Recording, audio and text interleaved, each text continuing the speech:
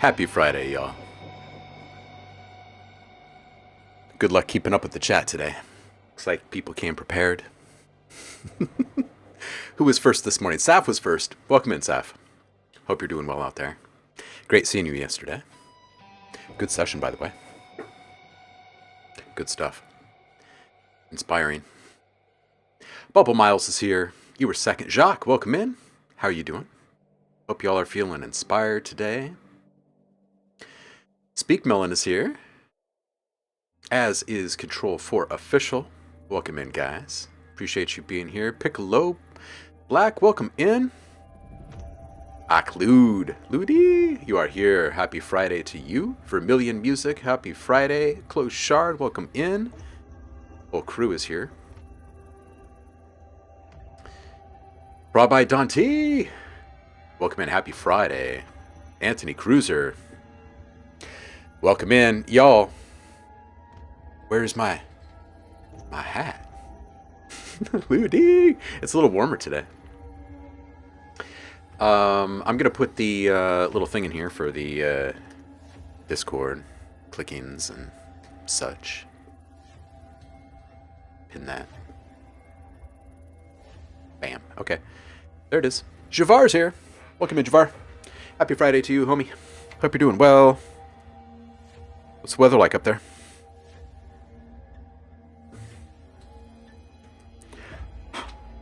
I've been chipping ice in the mornings and then like slowly taking off layers here over the next couple of hours each day for like the last couple of weeks. That's my routine here.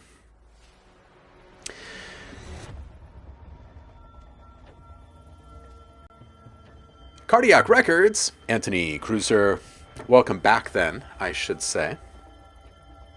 Hope you're doing all right, homie.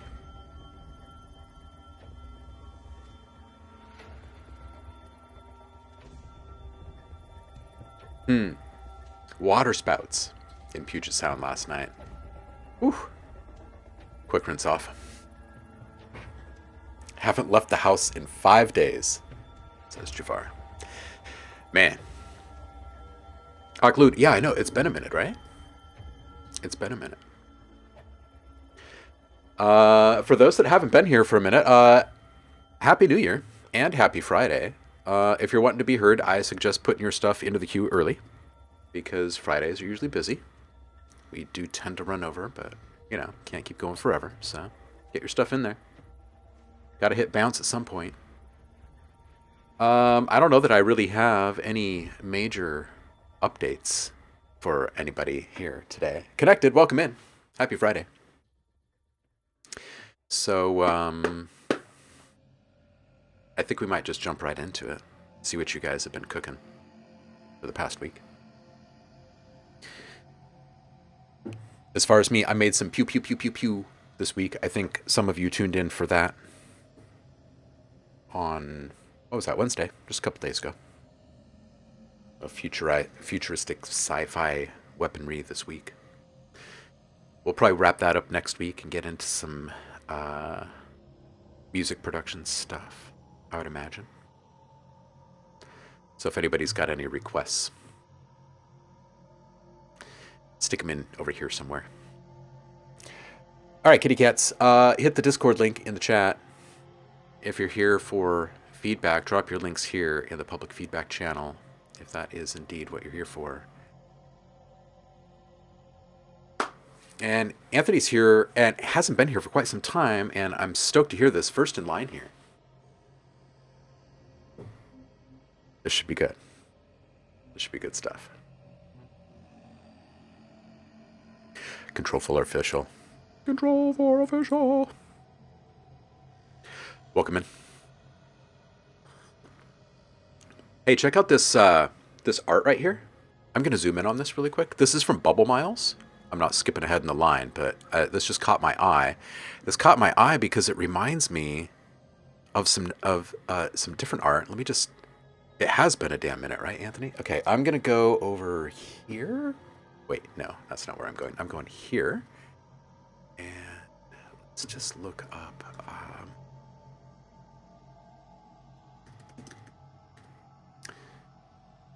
there it is. It's reminding me of this image. This right here, we had a couple of images of this thing. It's kind of... Let's see if we can tap it into submission here. There we go. It reminds me a bit. Kindred. Looks like that game. What's it called? Any plans for the weekend? It says Control 4 official. We've got stuff up in the air. We're not huge football fans here. Football is in like American football, as in like the The oval-shaped brown pigskin thing that they throw around and attack each other brutally over. But the Super Bowl is this weekend, and you know, kids being kids, there are invitations and whatnot. Um, might do some family stuff. Might not do much. We've been kind of going nonstop here. It was the kiddo's birthday a couple of weeks ago, and the big birthday party was last weekend. And prior to that was right holidays and poop-apocalypse and yeah, a bunch of family stuff before that. So we've just been going nonstop. We might chill. Who knows? I'll let you guys know on Monday. Oh, Little Inferno. Ooh.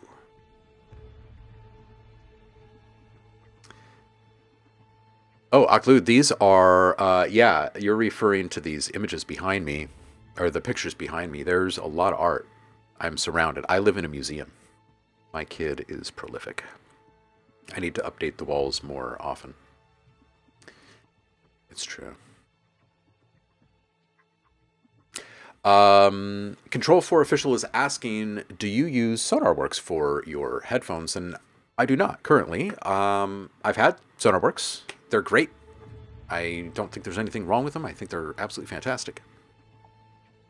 Outworld. I think that's maybe the one. Speak, Melon.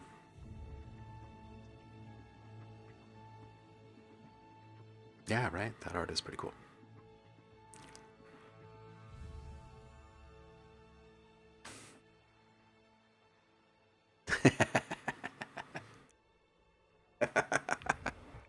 Got some Chiefs fans in the chat, of course. Oh, Control 4 official. It's not even like it's everything became unreal once my kid aged into the group where birthdays are celebrated en masse all of the time, which started happening about a year into his life, right? His birthday pops up and it's right around everybody else's birthday that he's come to know in that first year of his life. And then you know what? Every year after that, there's more people met and more birthday parties to attend.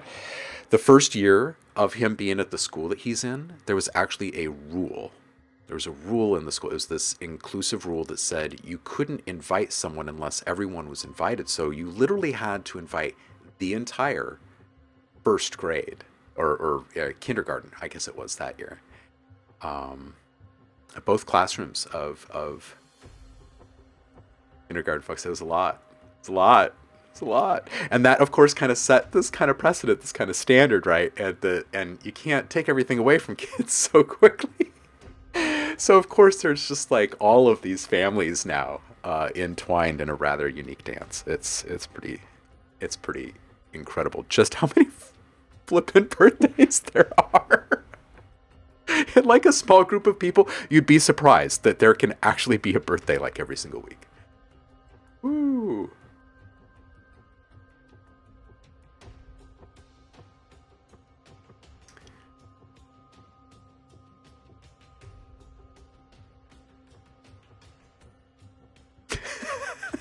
Two to 3 year old.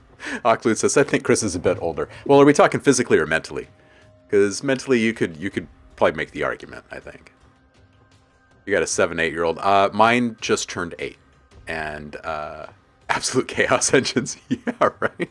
Highly creative chaos engines. Yeah, I think that's pretty much it. Anthony, yeah, Pooppocalypse was terrifying. We were out of our house for a month.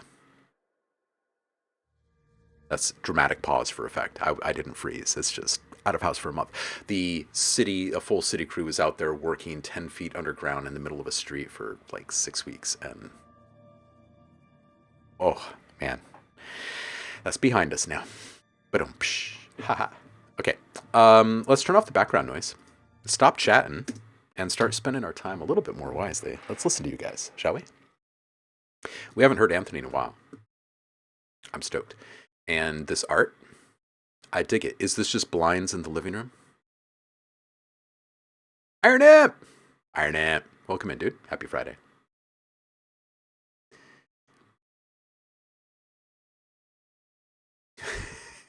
Yeah, short cooldowns. Oh.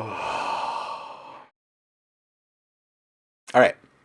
Emily says, I haven't made any music with any consistency for a couple of years, but this is my favorite recent attempt. It's nothing serious. The chorus is just when the water's in the shower, or water in the shower hits just right. You have an episode of ecstasy before it cools down again. When you turn the knob, you hope there's more. Yeah. All right. Cool. So this one is called Stabby. Let's do this. Happy Friday, y'all. Let's go.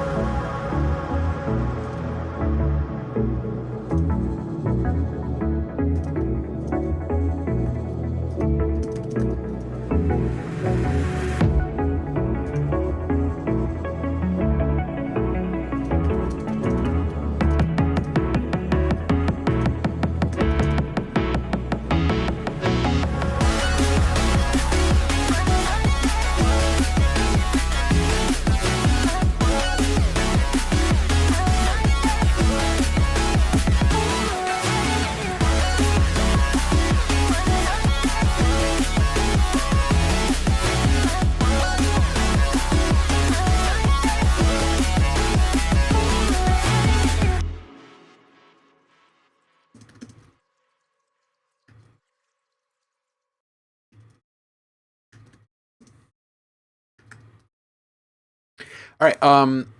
I like this. I like this. I think it's a good return. I think you landed on your feet here.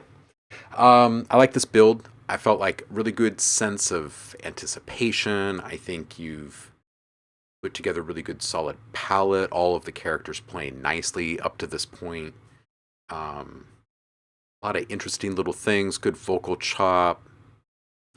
I think the bass needs to come down in the amp ADSR of the synth. I think it would probably be the best place to do it because it feels like on initial onset of notes, it's hitting in just the right ways. But while it is sustaining, it gets in the way of other stuff. And there's also a little bit too much rumble in it, I think. because it's pulling attention in the wrong direction. I think it should be providing kind of like this subtle warmth and like fullness when it hits. And right now it's kind of delivering this, it's kind of ear grabby instead of really, really supportive. So bass down just a little bit in the sustain. I'd say like maybe 20% or so to start, and I'd set the decay on that to be like maybe a second to a second and a half or something like that. Let us hear it come down. I think it'll feel really nice. It'll add just one more little bit of change over time for us to enjoy. 207, I really like the vocal chops, but I do want more kind of liberated playfulness from you here. It feels kind of safe, what you're doing. Like these are things that you've done before and you know that they work. But it'd be great to hear just a little bit more kind of playfulness there, I think. At 238, this bass, I was thinking, dude, it'd be great hearing. Right now, it feels like there is this intentional kind of control over the top of everything, and we aren't hearing full disclosure of frequencies throughout a lot of this. So if we can get just these tiny little modulations in there in whatever kind of creative way you want, I feel it's going to impart a few different things, right? One, it kind of reinforces the fact that everything before this moment is very much intentional. And two, it kind of plays with potential. Like this is what is here. This is what's lurking. You can also do a similar thing with the bass if you roll just a little bit off of the top end of it and put that into a modulation so it's not fully rolled off, it's not fully disclosed at any one point in time. It's a bit ambiguous up there, so there's in some moments there's a bit more full body character coming through, and others it's a bit more reserved and supportive. I think combination of those things will help. The sub bass presence in here, I think, is a little bit much in the sustained form. I don't know that you necessarily need to change the low end cutoff entirely, but if it is currently below 40 hertz, I would roll it up to 40 hertz, 12 dB per octave. And then I'd bring just the decibel level of the sub channel down in general. Let's see what people are saying in the chat.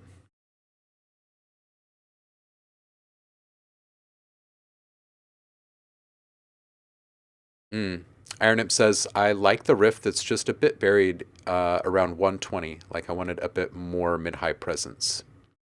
Yeah. Pretty much echo. And OhmLab sentiments, solid track, just needs some EQ, level balancing, you're golden. Yeah, I would agree with this. I don't think that I really want a lot of big changes in this, which is probably good to be hearing on your end right now, because I'd imagine that you're probably thinking you're going to sink a ton more into this. So, got it wrote the whole start of this in October. I think, and have been touching it here and there. Love these notes. Yeah, excellent. Well, glad it vibes with you. I'm going to put this in a little thread for you. It's good to hear you, dude. I hope it's the beginning of some more. Pure headphone mix. It's only going to get better. It's only going to get better. Don't touch it too much, though. You'll go blind or something. Or you'll wreck the mix. One of the two. Bubble Miles. Something new. This one's called Save My Soul. Silence, try to save my soul. Try to save my soul.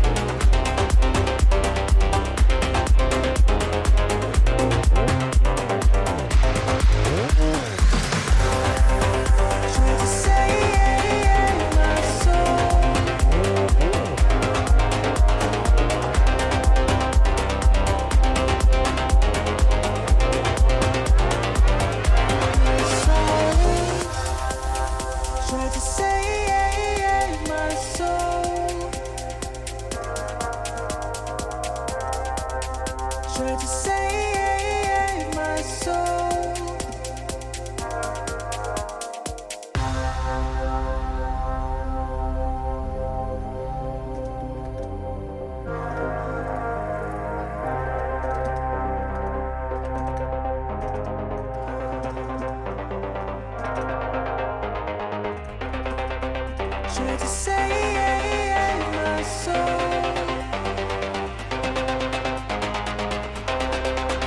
Try to save my soul.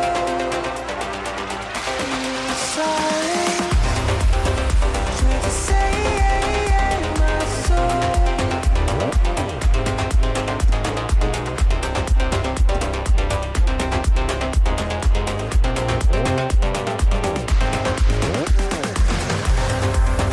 Try to save my soul.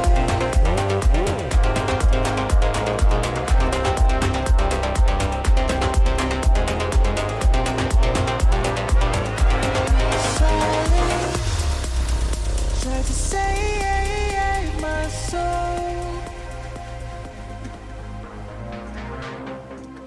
Try to save my soul in the silence.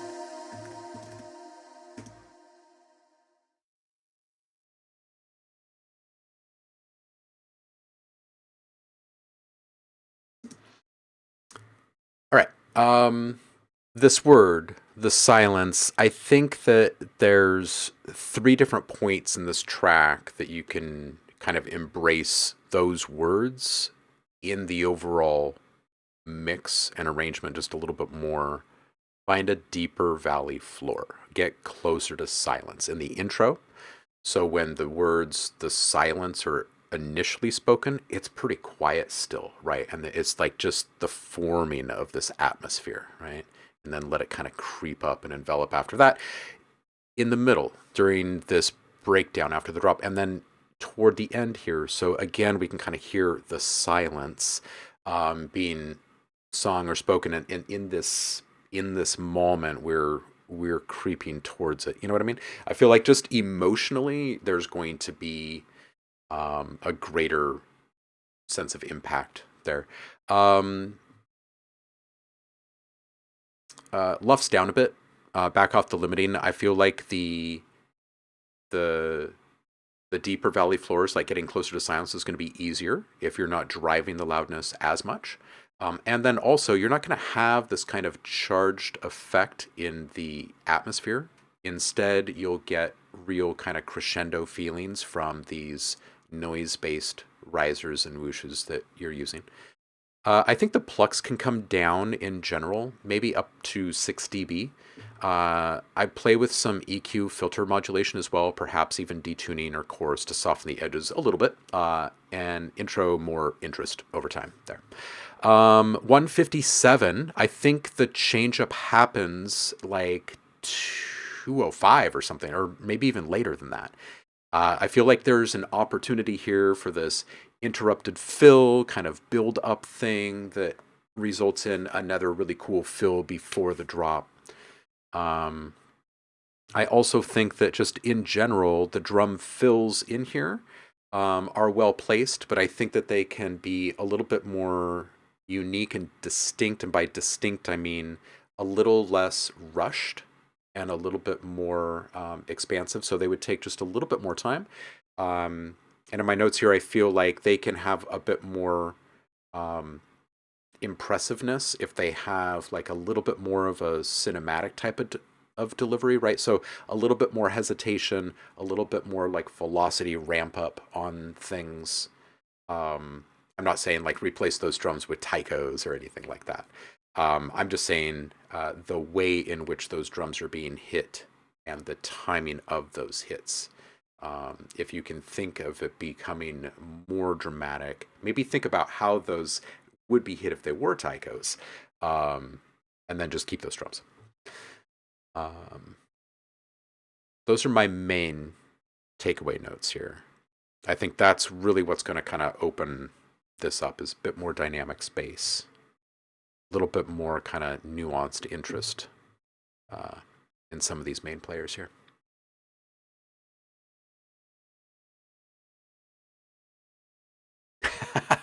Piccolo Black says, I want to row to this. Ooh. Oh, yeah, okay, so Iron Imp is saying, so the track doesn't necessarily, like, need this, but spitballing here. I think it'd be neat to have some saturated, very high end off the vocals into reverb tail, just kind of like add a bit of air in lieu of pad or something. Yeah, yeah. Yeah, I think you could get away with something like that. The vocals are such that they're limited enough that we want more from them, and they also set this kind of standard. Like we've got these kind of frequency peaks that are set with the white noise and the vocal um, kind of atmosphere ambience that's spinning off of it. We can use that space up there a little bit more. All right, cool. Let's see what OhmLab has made. Ludi.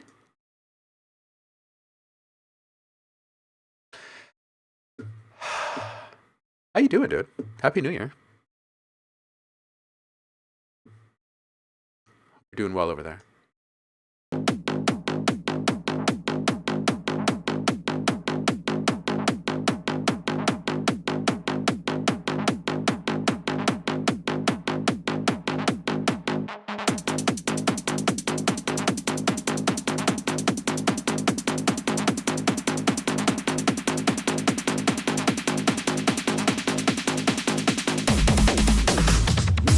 Oh.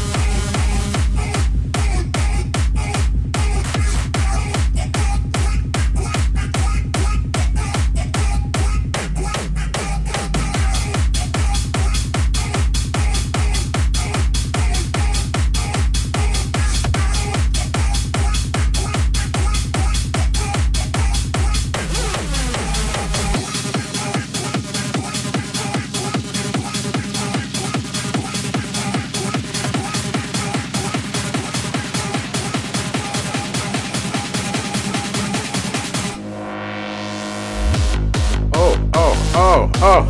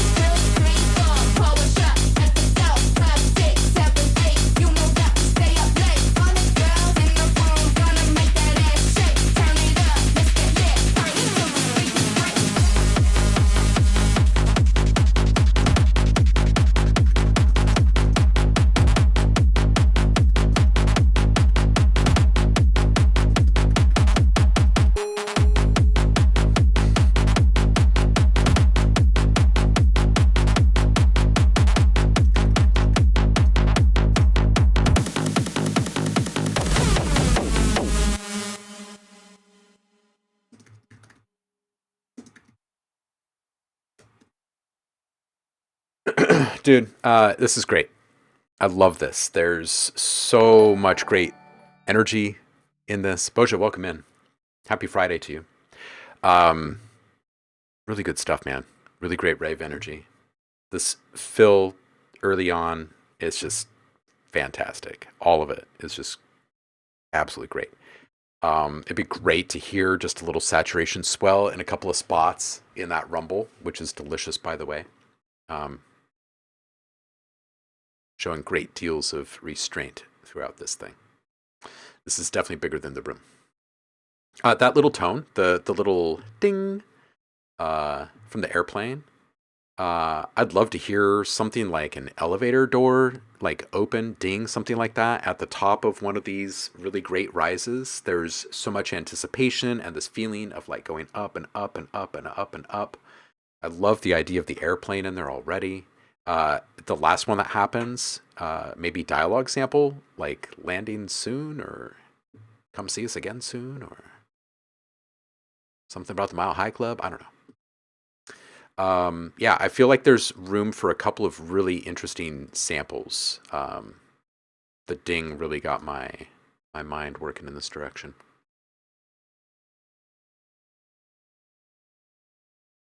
Oh, Piccolo Black. There is no selected genre or set genre here. We'll keep going through this list. You'll see. You'll see what I'm talking about. You're just fine here. Thanks for flying high. Yeah, exactly. I'd like to take a moment to thank the members of our Mile High Club today.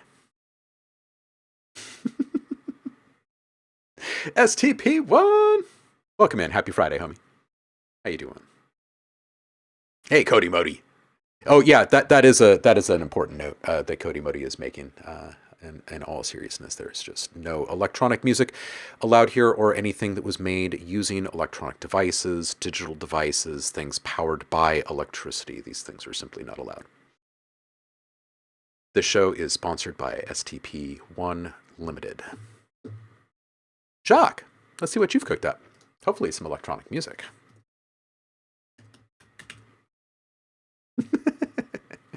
Let's go. This is called Work in Progress.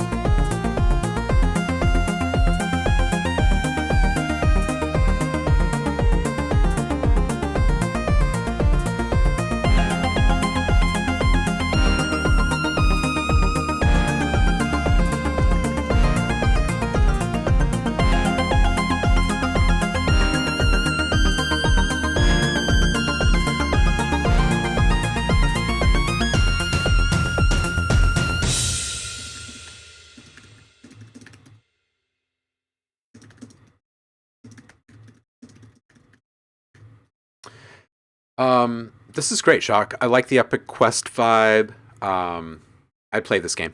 I would continue to follow this little wiggly synth. I think the reverb can be contained a bit more at 45 seconds. Wrangle it in. Make it a bit more supportive instead of expansive, and I would cut away the lows and especially the highs. It felt like it was really reflective up high, and at that higher volume, it felt like it was trying to kind of compete with the original sound that kind of sparked that reverb cloud. So I would just kind of contain that a bit more. I love the meandering of the synth. I would say follow it a bit more in the mix as well. So get some additional volume automation going to make the supportive players move around in the mix more, respond to the changes occurring.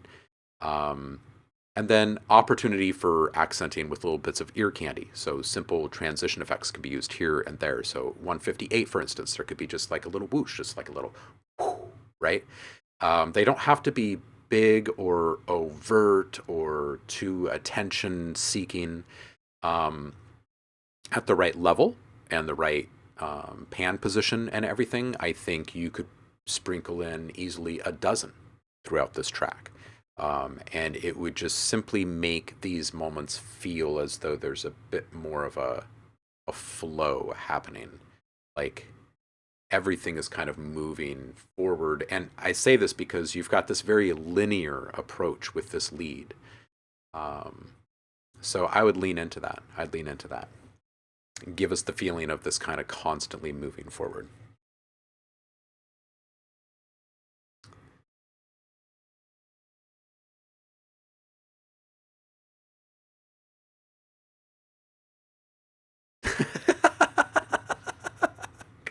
Javar, today's rules are music made with nickel harping only and OTT. Oh man, this is great. Oh, this is great. Iron Imp says, I feel like I'm in the middle of a Hotline Miami level and ask the gangsters to hold up while I play some Dragon Quest.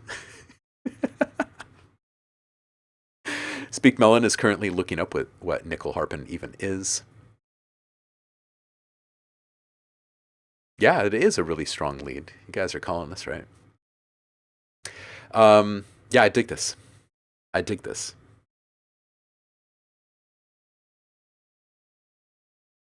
And I like your palette too. I think the sounds are like familiar and nostalgic enough and unique enough. I would personally add just a little bit of like vibrato at a few different points, some sort of wiggle to that lead that's a little bit more grabby. Vermilion. It doesn't have to be constant, just something that happens here and there. Yeah, you bet, Jacques. It's good stuff. Let's do this. This is Vermilion. It's called Alive, work in progress.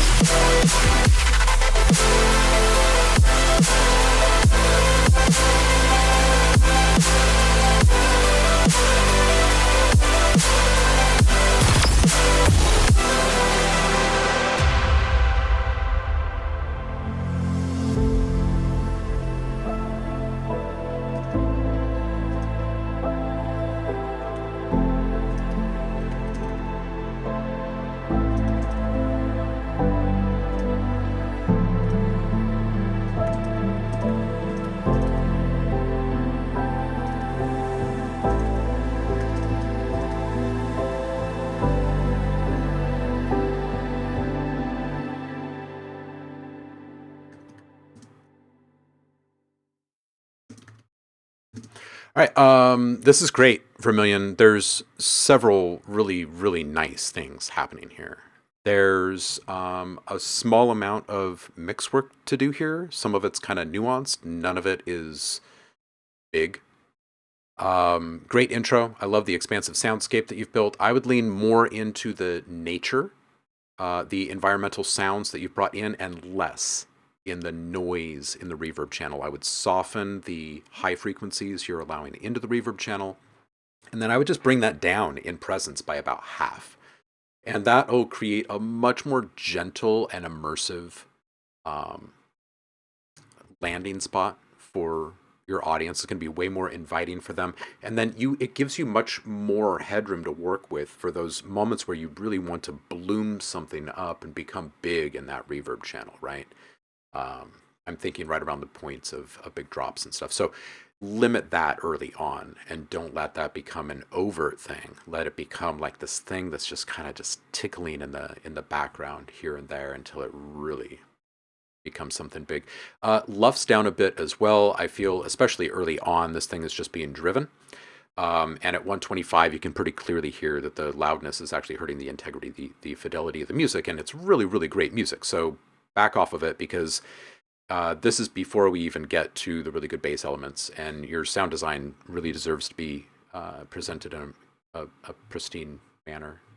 152, greater sense of release by cutting into the volume of several elements simultaneously here. Just on the other side of this transition, I feel like it should go right. That reverb is going to carry a tail out. That drastic drop in volume across several different tracks in unison is going to hit the listener with great amount of impact. It's going to kind of suck the air out of them almost. It's going to be a great amount of emotional impact. Really, really good energy here. 225. Okay, so controlling the low end across all of the tracks in this project with greater precision, I feel is like really the biggest thing you can do to help this be presented in the best light possible across all playback devices. So go through every single track and shave off everything you can from the low end. Keep it all at a 12 dB per octave curve, so it's all gentle. No, nothing more sharp than that. Keep all of your curves gentle down there. Nothing should be present below 60 hertz, or I mean that should be the cutoff point for the absolute lowest things, except for your lowest, like except for your sub bass, right? It's the only channel that should really have that open space down there. The reason I say that is because things begin to operate in such a rapid fire manner that those things need to maintain their kind of nimble abilities, right? So the more low frequencies you have present, the harder it is for the mix to kind of handle all of the low end sludge that occurs, right? Especially with active modulation down there. So you don't have to worry about neutering your sounds. I'm just saying use a shelf on anything that is kind of bass heavy. You can roll it up to say like this, right? You can get kind of tricky, clever with how you contain your things while you're still allowing plenty of presence down here in these lowest frequencies, but you're not allowing too much through. Shelves are great. Shelves are fantastic. Nice active modulation schemes. I think you can increase the complexity of the juggles as you proceed, since you're leaving so much space between each outburst. I just cut deeper and leave less bleed for greater definition and edge. And then also with all of that low end cut that we were talking about, removing of low end energy, that's going to make your sounds get delivered in a more timely manner. They're all going to hit our ears just a little bit quicker than they are right now and with more robust presence. So those modulation schemes are going to feel a lot cooler, a lot tighter. And that's it. I think that's it.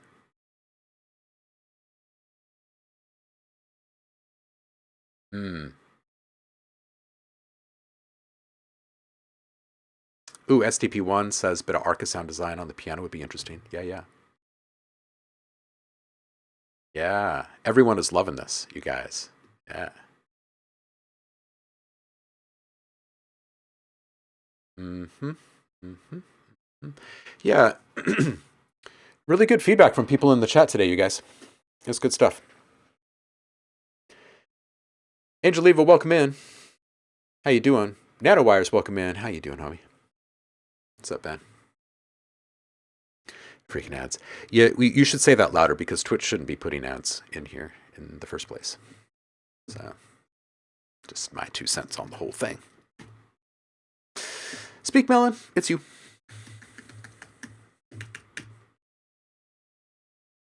Speak Melon says, hope you're enjoying your Friday. Been experimenting with a new style for me, but I'm struggling a bit with the build up before the second part. Any suggestions or other feedback? Thanks for your time as always.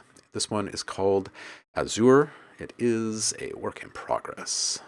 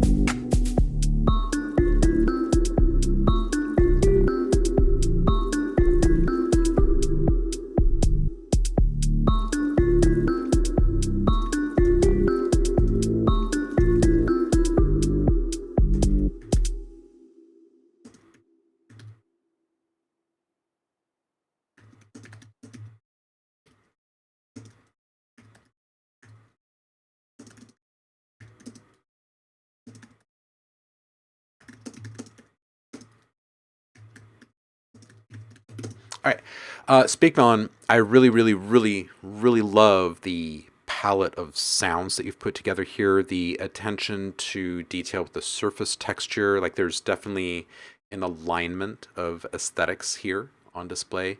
I think that the clap that comes in around 30 seconds or so can be touched a little bit more. It doesn't feel like it's fully massaged like the other sounds. Like it can have a bit more of the top end taken off, and then it can be saturated a little bit more. Feels a little dry. Volume mix at 105 seems out of sorts to me. I feel like the bass is a little loud. The lead element is competing with supportive elements. So I feel like those guys just need to kind of get in line. The lead is being driven. Well, I feel like the mix is being driven because of the volume being out of balance. So what I would do as a little challenge to you is say, save this project, duplicate it, bring down all the volume faders, and put a fresh volume mix into this, just like a static position on everything. And then compare the two projects and see how different they are. Because to me, it feels like you were a little unclear as to which element was truly leading or needing to be kind of put in the position of lead. To me, it's pretty clear because of what's happening mechanically in the music at that moment. but the volume is kind of telling a different story. So the other thing is just less limiting. So there can be more dynamic range. And once the limiting is down, so the loudness comes down with that, there will be, I feel like, an easier path forward with making decisions about which elements need to be louder or quieter in the mix. Because you're going to be hearing everything in a bit more of a natural, normal kind of state. The sub bass can come down quite a bit. It's loud by about 10 dB right now, and I feel like that's been kind of caught up in compression and stuff. So sub bass probably doesn't really ever need to be compressed in any way in this type of music, so I'd keep it out of those processes. I'd also move the low end cutoff up to 50 hertz, maybe even 55 hertz, 12 dB per octave curve, so keep it really gentle. That's it. Yeah. Be a bit more gentle with this one, so it feels a little bit more gentle on us. Rework that volume mix and see what you come out with on the other side with it. You might find yourself wanting to do it a third time after you see a difference between the first two. That's just kind of what my gut is saying right now. So, Iron Imp is also saying very well picked sounds. I like the soft and clean mixed with the bit of grit. Anthony says reminds me of newer Tycho stuff. Yeah, absolutely. In speaking to that, there's also, I feel like, a bit of room for a repetitive agent, say like a little triad that's happening like over and over, like maybe Philip Glass-ish kind of thing, but it isn't like an ever-present something, right? It's something that could like maybe come in and out at a couple of spots. I like this easy breezy feel this one has. It's good stuff. Yeah, good stuff. Iron Imp says OhmLab will likely have some very good mix advice, but I just wanted to compliment the choice of palette. It creates the paradoxical feeling of impossibly clean vintage stuff. Yeah, absolutely. Anthony says some of the melodic moments feel a bit dry, bare, but I dig this. I agree. Yep. Speak Melon says, great feedback from everyone. Thank you so much. I've noted it down myself too, still in the early stages of mastering craft. Excellent. Well, early stages or not, it's working in the right direction and it's sounding good. It's feeling good. It's good stuff, man. Piccolo Black.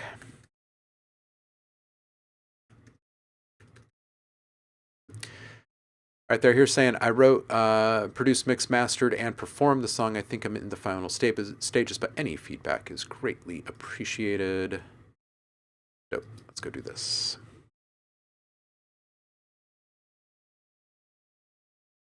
Uh-oh.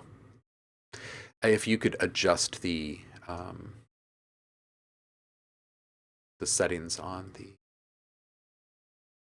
Actually, maybe we can just get to it by...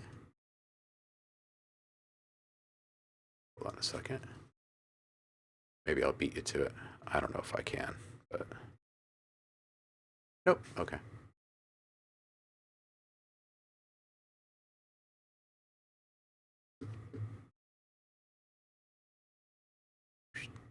All right, let's see if... Nope. All right. Ben! I bet we'll have time for you, homie.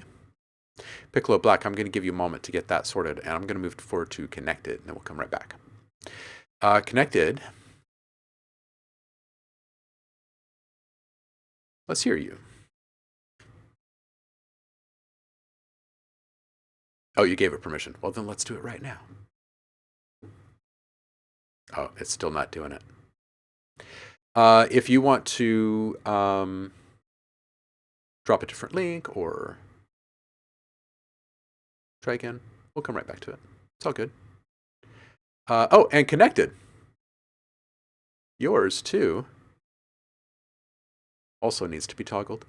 Trance in your pants! Ricky! How you doing, homie? Happy New Year. It has been a minute. How you been, dude? Good to see you. Do we get to hear you today? How are things? I got so many questions. I hope life is good for you right now. Okay, so Piccolo Black and Connected. Both y'all. Let's see if either of those are tripping into action here. Nope. Okay. I'm going to move on to the next, and I'll cycle back to you guys. Iron Imp says a rather brutal exploration of test equipment inspired software I built, focusing on analog integrators such as those found on the Annabird analog computers. Also, Giorgio San Cristoforo's bento box, Japanese noise, soft synth inspired by the same. I couldn't find the original patch picture, but done in Autolus using my knockoff maths function generator and then a variety of chaos double well integrators, which are in effect oscillator, filter, distortion all at once. I like it, but I don't expect this will reach mass appeal. Let's take a look at this image here. Look at this scribble. This thing went places. All right, let's listen. This is the industrial integrator from Iron Imp.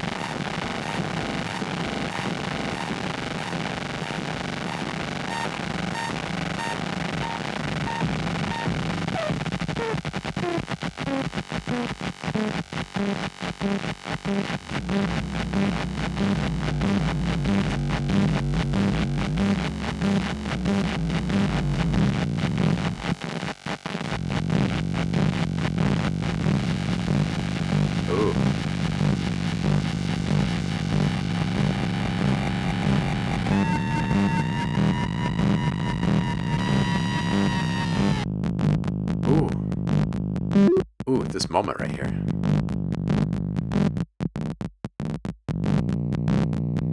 This is disgusting, right, Anthony?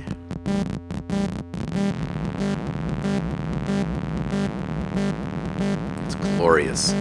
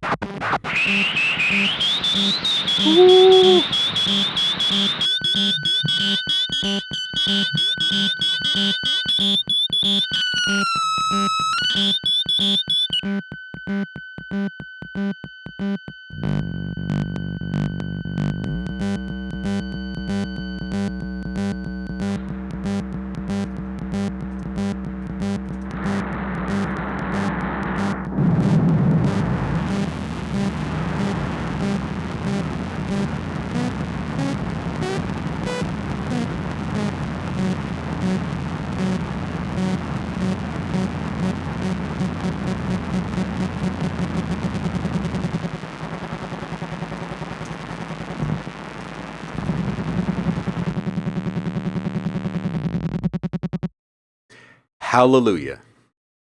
Iron Imp, it's good to hear you, my friend. Hope you're doing well over there. Iron Imp says crazy thing of all that is just basically inverting clipping accumulators and feedback with some other messing around. This is engineering, right? All right, Piccolo Black. Let's bounce back over here. Check this. We good? Oh, yeah, sure. It's me. Sure. Uh-oh. Maybe I need to have a different email. Let me go back. I'll use a different account. Let's do this one. Ba-da-beep-boo. Huh?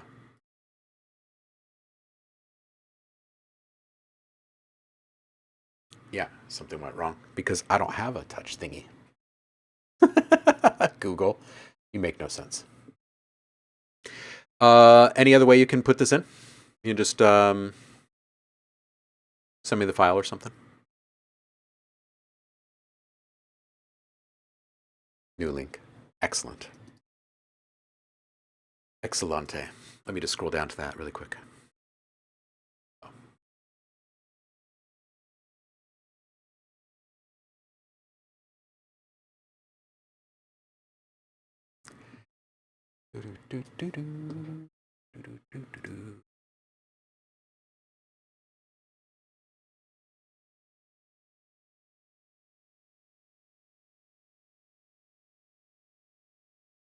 Edited your old one. Excellent. Oh, you know what, you guys? I'll be right back. I'm sorry about this. I'll be right back. Just got to get this door. I'll be right back.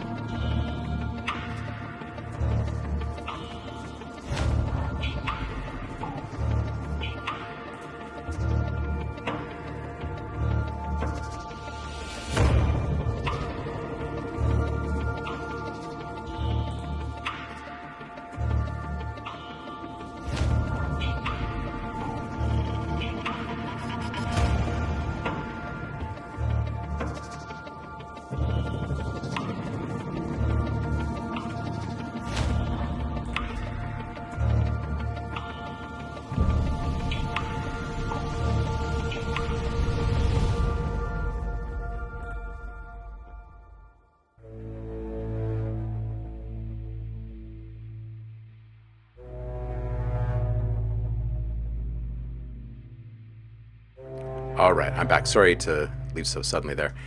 I had to get the door. Just because Poopocalypse ended doesn't mean that our conversations with the city and water department and stuff have finished. We needed to get something installed there. So thank you for bearing with me. Sorry to abruptly jump away. We're back. Okay, so when we were last checking, Piccolo had just added a fresh link, which is here. Sweet.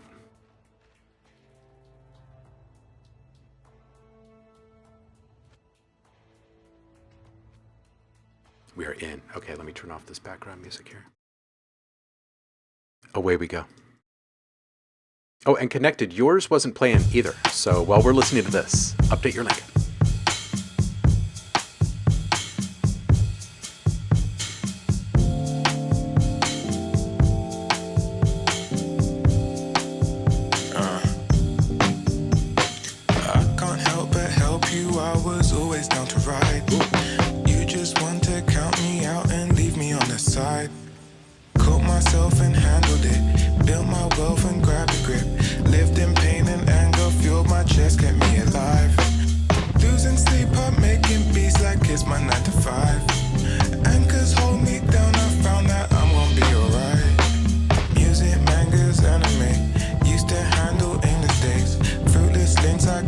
I feel like I'm living life as long as you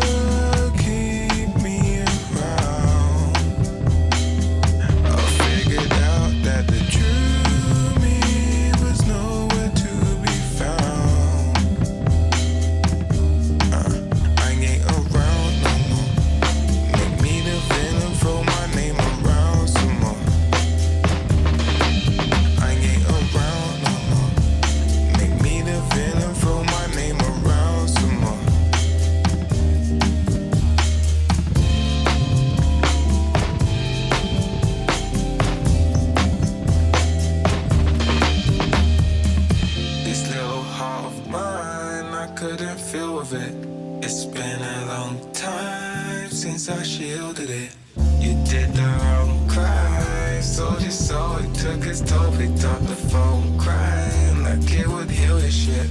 This little heart of mine, I couldn't feel with it. It's been a long time since I shielded it.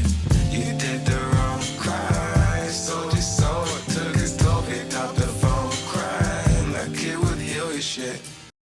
Ooh. Ooh. Okay. One, this is fantastic. I love this. This is going to do so well for you. I'm curious as to what your plans are with it, if this is just being released out into the wild for listening pleasure, or you've got a licensing portfolio out there or what, because this is tasty. The volume mix on this, I think, needs to be addressed, and other than that, I love it. Like, I love all of the little attention to details with the vocal recording, the way that that is sitting on top. I think the bass needs to come down at least 10 dB, maybe 12 dB to start. Also move the low end cutoff up to 50 hertz, 12 dB per octave. You're still going to keep all of the sub bass in there. You're going to keep less rumble in there, though. So there should be a little less bloat down there. Right now, it's kind of sucking up the energy in the track, and that energy can be redistributed to the excitement and the vocals, like the surface texture of the vocals.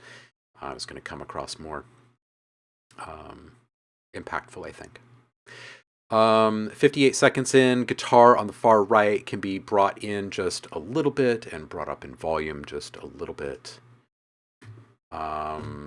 117, the backing vocal up a little bit more and moved away from center just a little bit more for greater separation, and I felt that throughout. Also, the great vocal change up around 137, the emphasis on the processing change. Whenever this is occurring, I feel like there can be just a tiny little bump in the presence in those moments.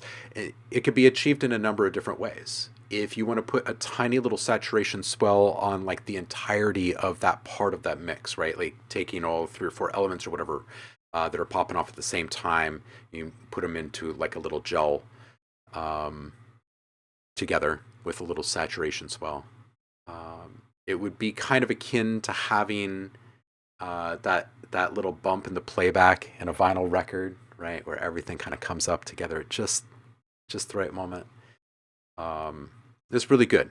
It's really, really good. I do want the bass to come down and us to be able to focus wholly on the vocals at that like close proximity, kind of intimate level. I think the sub should remain really supportive in this one.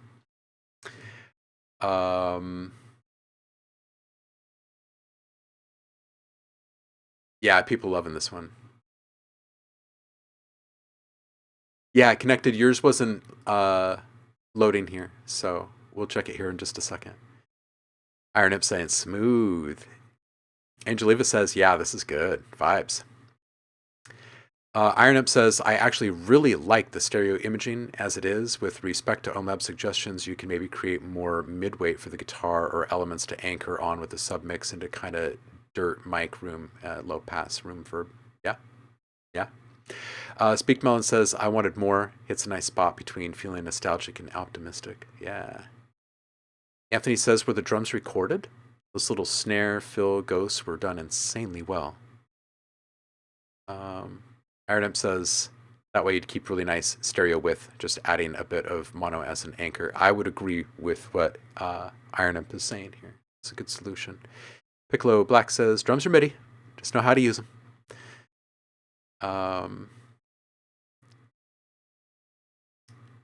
Excellent connected. Javar, you're back. Excellent.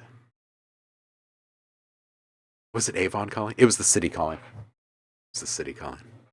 New meter installed. Anthony says this should go on GTA 6 radio. Ooh. Hey.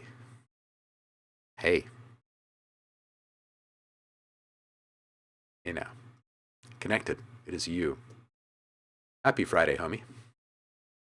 Looking forward to this.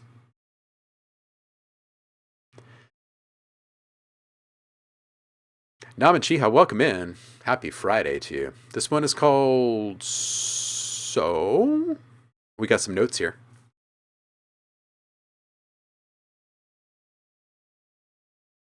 All right, I'm looking at these questions here. Let's answer them together, eh?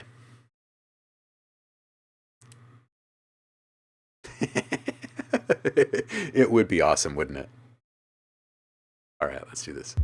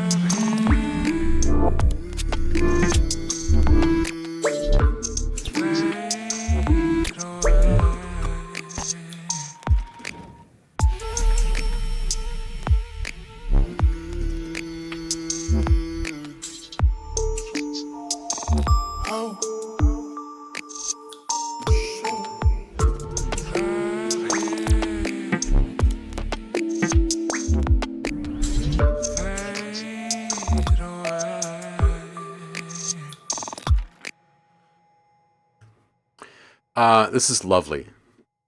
I spent most of my time just kind of like thinking about little details over here. Wait a minute. Hold on. Stop. Stop. Stop. Thank you. I think the snap can come up just a little bit with a little high-end boost on a slow mod, so it's not always a little brighter, but every once in a while it's just a little bit brighter than it was the moment before.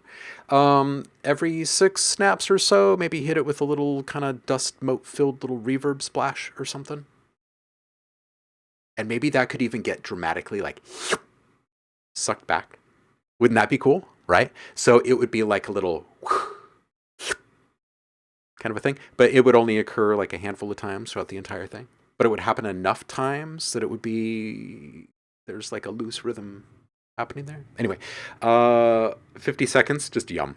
Just a lot of yum. 113, this little bass moment, I want more. I feel like there should be some saturation on the reverb it's delivered in the form of a short form swell, with a little concave convex kind of curve to it, and then I want it to like artificially be sustained for just a fraction of a moment. You could do that by increasing the duration by putting a short form delay on there that you swell the feedback on. That happens almost simultaneously or in tandem with the saturation swell. Or you could bounce the reverb tail of that little bass guy, stretch it just a little bit, and then work some magic on it. And then if there was just like a tiny little nuance wiggle, so it could be that there's a little modulation on the saturation, or it could be that there's like just a little volume wiggle, or it could be that there's like some form of like coherence issue, right? chorus, something that kind of pushes against what we would normally do with a reverb tail. I don't know. Thoughts.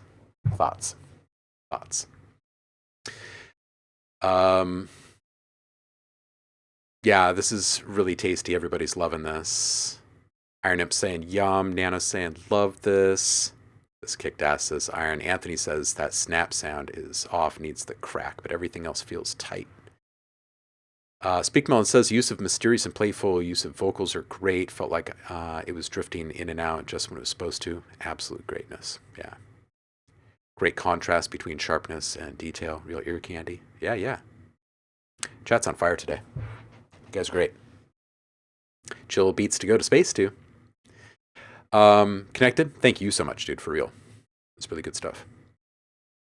Speaker Melon says, this got me really inspired for some of my own vocals that I'm diving into. Thank you for sharing. See, that is the magic of Fridays. That right there. That's why this is so good every week, fam. You know? Seriously. You guys coming in here, sharing your tasty dishes. This is potluck. It is. Nam and Chiha, welcome in and drop your link. Do it. We got time. Let's do this. Link is in the chat. Let's drop it in public feedback. Oshi. Let's do this. Packet loss. Great track name. I love the visual blur of this random image here. Yeah, stay cooking.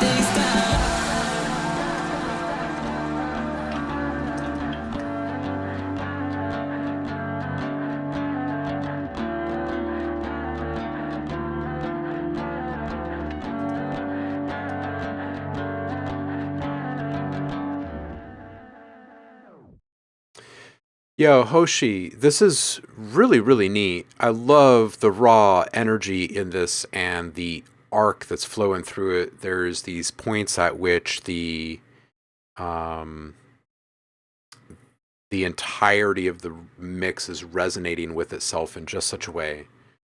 Um, yeah, absolutely. Before I say anything else, I need to copy this right here and bring this over here so I don't lose track of this link from Ricky. Okay, so um, yeah, just really, really nice. Loving the feels. Thank you, Ricky. Appreciate you, homie.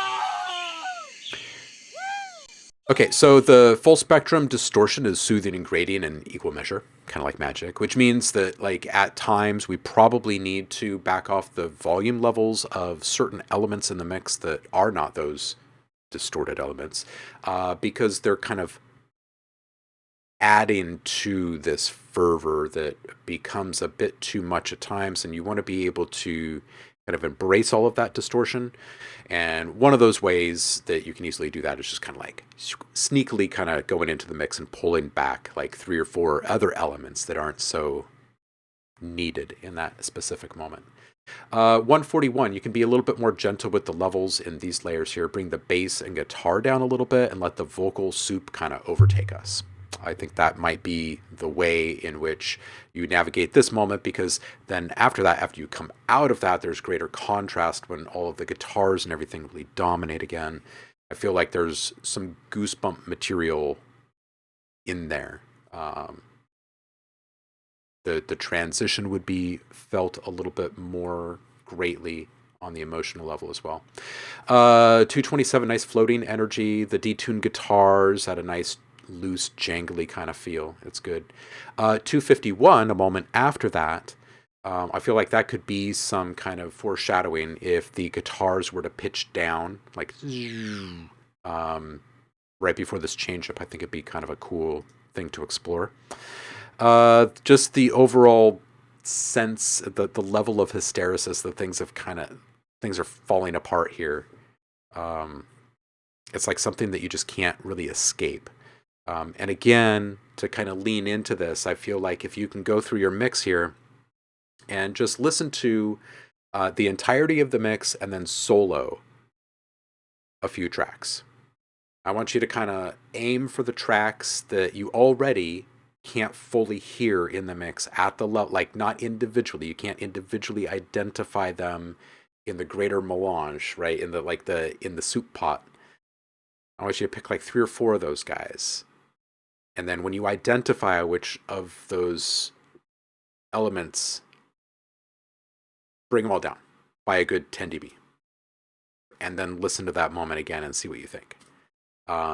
It's a drastic kind of change, but you're at this kind of fever pitch moment and you really want the individual elements that drive the most amount of emotional impact to really deliver all of the charge here. I think that's the kind of key to unlocking all of the extra energy that you've got going here.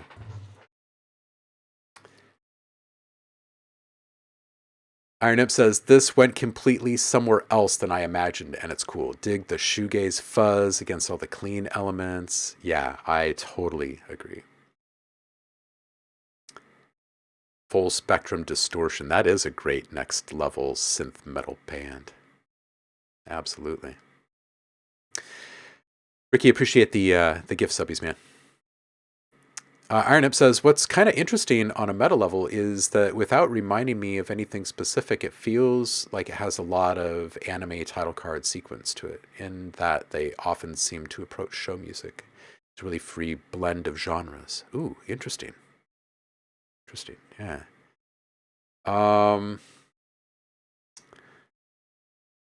Ooh, I see one of those went to Future Pantaloons. Welcome in, homie. Haven't seen you in a bit.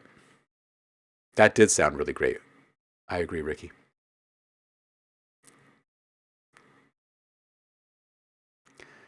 This is really good stuff. Everybody's vibing with this one. Hey, Rokusai's here.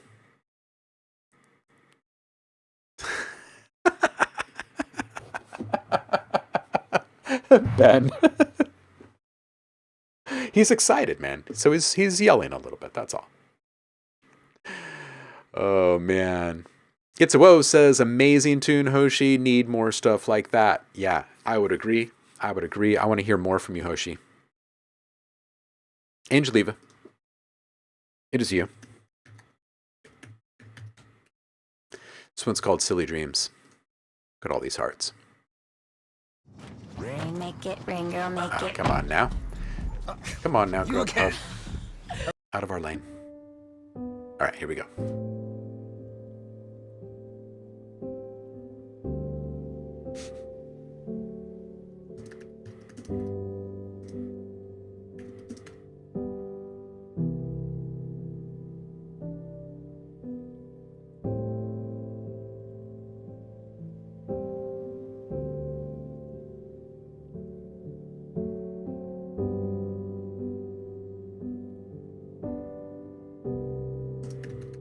Too much butterflies in summer days that could petrify or simply break anyone. And I'm still stuck in my old silly dreams that makes me think that I could be anyone.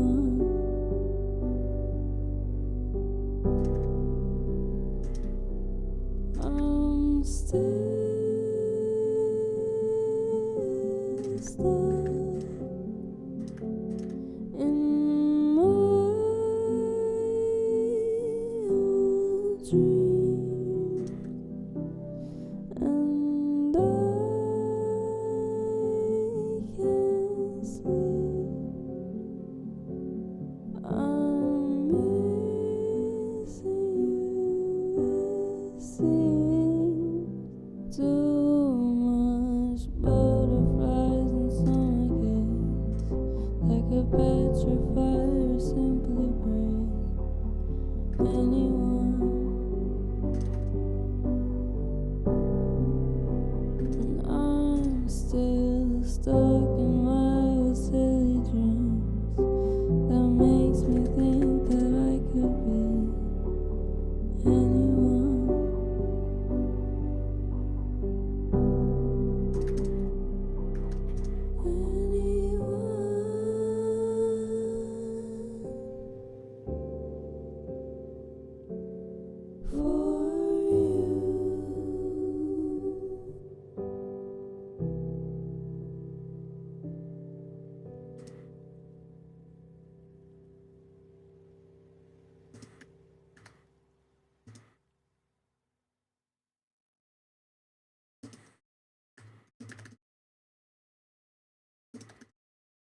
Okay, I love this.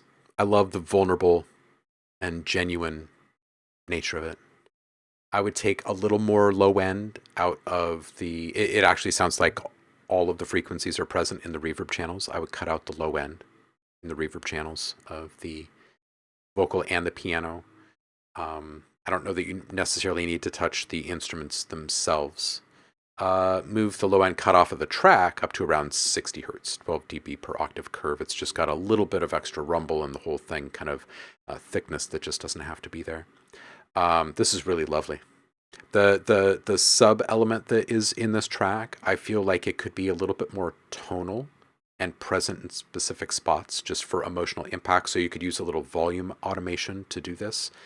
And in order to make it more tonal, you could put maybe just like a touch of overdrive on it to generate some harmonics. And you'd want to bring the volume of the whole thing down.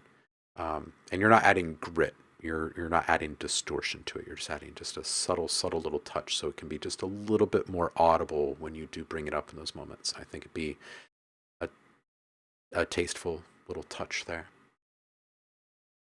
Ben says, needs more cowbell. Iron Imp says, that was Sonic Silk.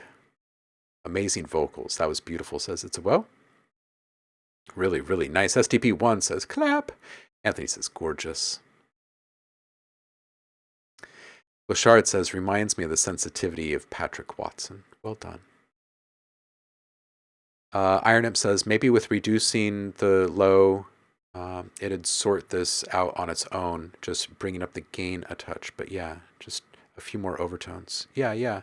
I agree. I think that bringing up the low end will help the bass come out of the speaker a little bit more readily for us. True. Sensibility. Yeah, Javar says there was also like some cool Radiohead in there. Yeah, Anthony says I want to fall asleep to that. Yeah. Nano. And then I think Ricky. Yeah. Nanowires.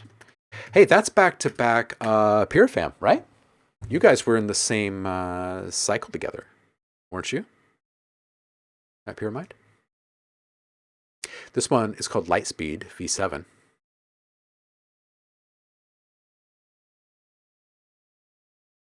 Oh, Angelina, I didn't even I didn't even see the your request here. Sorry about that. I think we hit it though. All right, Nana, let's listen to Lightspeed.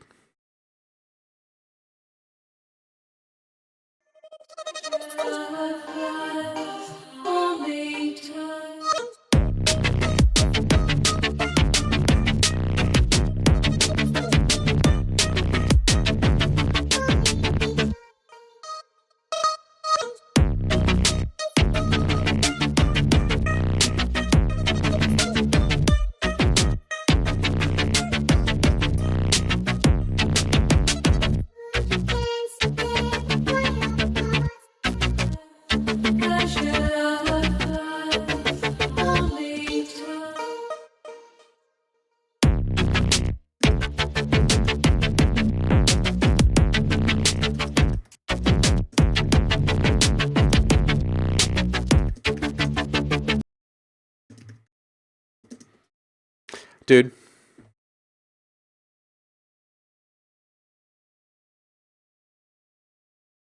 Is it Enya? I feel like it's Enya. And I'm not sure that it's ever been flipped like this. And so I'm kind of feeling like everything that's ever been done in regards to covers and remixes for this track, they just don't matter anymore. I would like you to finish this, and I'd like to hear it again. Yeah, this is it. This is very much it. This is the proper. I think this is an appropriate reaction in the chat, Iron Imp. This is this face. Yes, we'll finish it. Yeah, this is good. Rokusai, it says needs more hammer. I actually kind of agree with that. I actually was like in my mind's ear, I can hear like anvil-ish kind of industrial something in here. Can we just go back to a moment? Just really quick.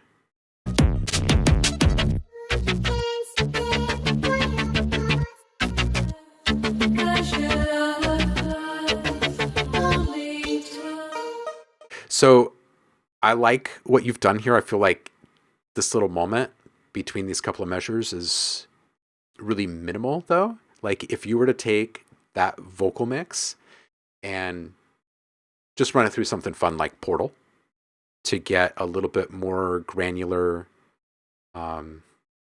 insanity, if you will, that can kind of like push against the pitch just a little bit more on top of what you're already doing. Super yummy sauce time. That's good stuff.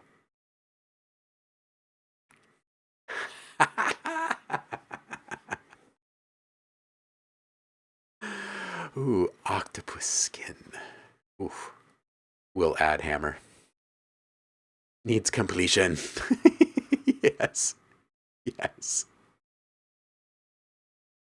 And then Enya needs to hear this, I think. 3 vocal tracks. And then processing. Yeah. Some more to be done. I want to hear where the drums are going to go, too.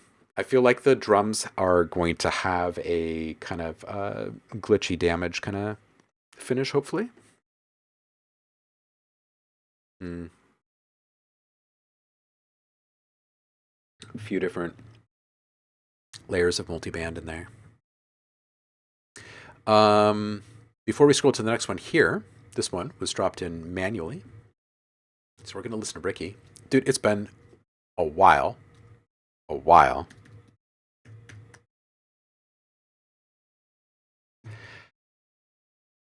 I think this is actually... All right.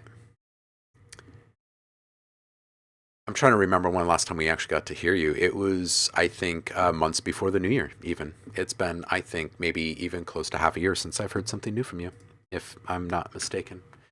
I hope you're doing well, and I hope that life has been treating you well.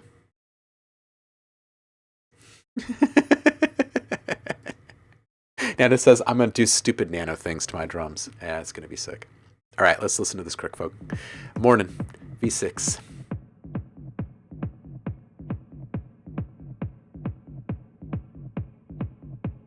Whoever got gift subs from Ricky a little bit ago, go grab your free sounds. I have no idea what's up there right now.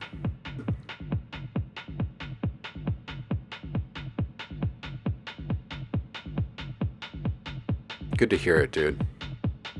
Good to hear you.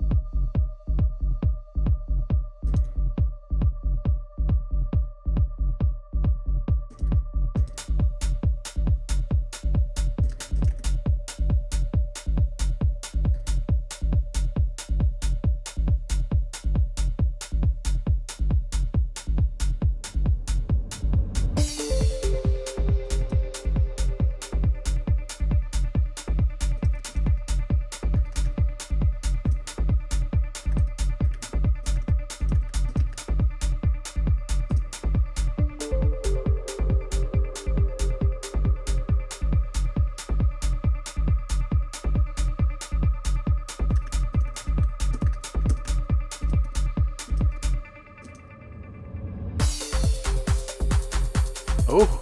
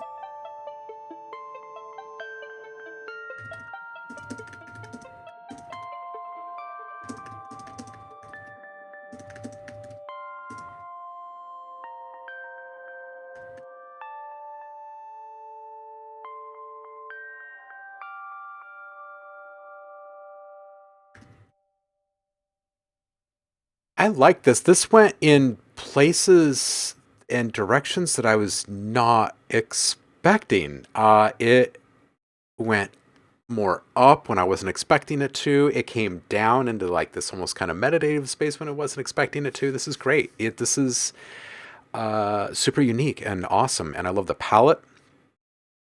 I like the energy being explored. I like the time and pace that you gave things to develop for the first minute plus. The moment that like was kind of realized around 140 or so was really cool. I wanted it to kind of sit there in this space for just a little bit more, but glad that it didn't because it's got to keep evolving. But really good moment. 154 was not expecting this kind of colorful excitement on the other side of that transition. I think that the ARP can come up around 218. I like the winding modulation here. I think that the flanger itself, the feedback, can be actively modulated in each of the layers because it's on a couple of different elements, right? But I think that can create a little more separation and interest on a different level. You could send those tracks to delay verbs in auxiliary channels for atmospherics. 350-70, lean into the environmental field recording. Love to hear a whoosh leading into this section, perhaps maybe even like a little bit of water to help flow into the next section. It felt like there was this turn that was made. We landed somewhere. We're on a journey. We're like, we like came out of the woods or something. We're like in a field. I have no idea what happened there. But this new vibe, I feel like you can kind of embrace the kind of meditative elements just a little bit more even. And I think it might be done by way of adjusting what's happening with the ARP. I think that the ARP is maintaining a bit of tension in it. It could be released. We could go just a little bit more harmonic, soothing kind of thing eventually, or maybe around the point in which like we're still neighboring the field recording stuff. I don't know, man. We got some feels here. But I think that the tension in the ARP does kind of push against the soothing stuff that you're going for there in that moment. So playing with that might be a really cool thing. This is really good stuff. I'm going to see what the chat is saying over here. Anatoly Records. How you doing, homie? If you're looking to post a track, put it in public feedback in the Discord chat. Has a link.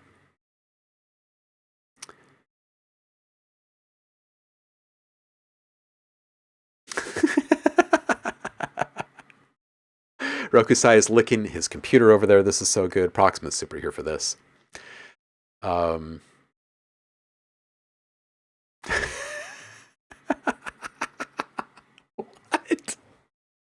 Ben's over there saying new computers smell like garden hose taste.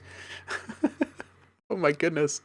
Roku says this minimalism is tasty. Ironep says tasty techno goodness. Proxima says, I personally am wanting some element to take center stage. There's a lot of really sick grooves here, but every element feels sort of nervous to be dominant. I kind of agree with that.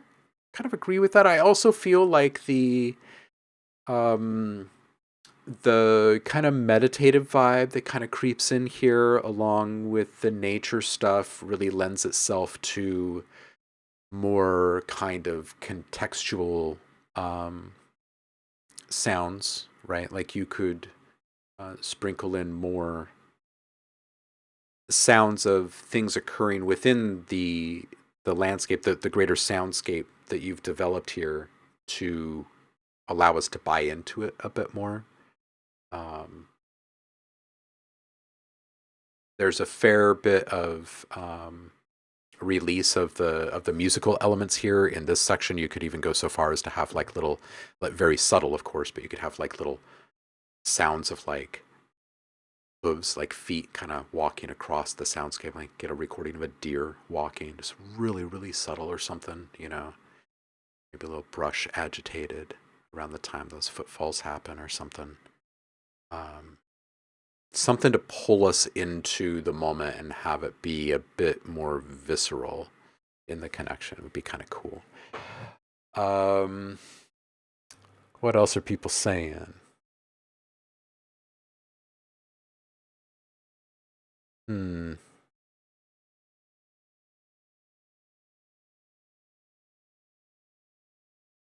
More stuff like this is gorgeous, thoroughly enjoyed it. Yeah. Iron Imp says, yeah, I really like that it felt as though there were multiple layers of transitions occurring across each other. Yeah, that's good stuff. Jeremy G. Viking, welcome in and welcome back. Happy Friday to you. Awesome. Dude, it's great to hear you again, and I'm glad you're back in computer, and I'm loving what I'm hearing. Can't wait to hear more.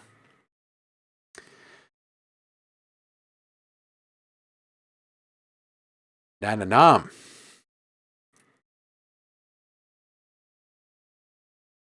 Nananam says, hi, I was there to see you. Now my girlfriend and I are watching your stream. The song was made together with her. Excellent. All right, let's listen to this thing.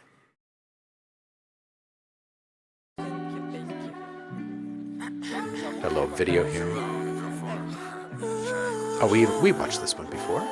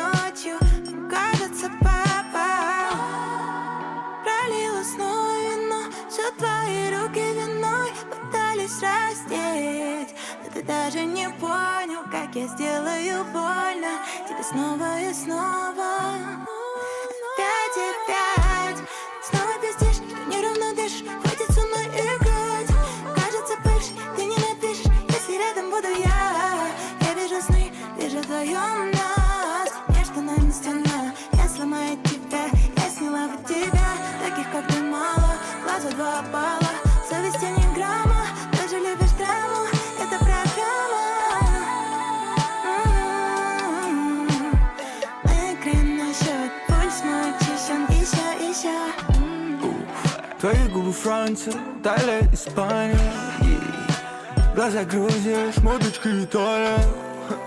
Душа как Россия, манеры как Англия. Сука, короче, в тебе весь мир, в тебе вся цивилизация. Ты плохая сука, baby, you a baddie, baby, you the baddest. Твое тело магия, волшебство, я сам motherfucking magic. Этот белый тебя вообще не вывезет, куда он лезет. Трахаемся до студии, назову этот тречок Ratchet.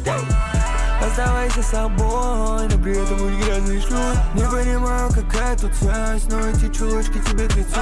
Все начиналось просто как в итоге, baby, у меня к тебе чувства. Не хочу влюбляться, cause you a bad bitch. Не знаю даже радостно или грустно. Твои соседи меня навсегда запомнят. Мои друзья говорят, нам не стоит ближе быть. Я знаю, о чем ты думал этой ночью. Кажется, папа.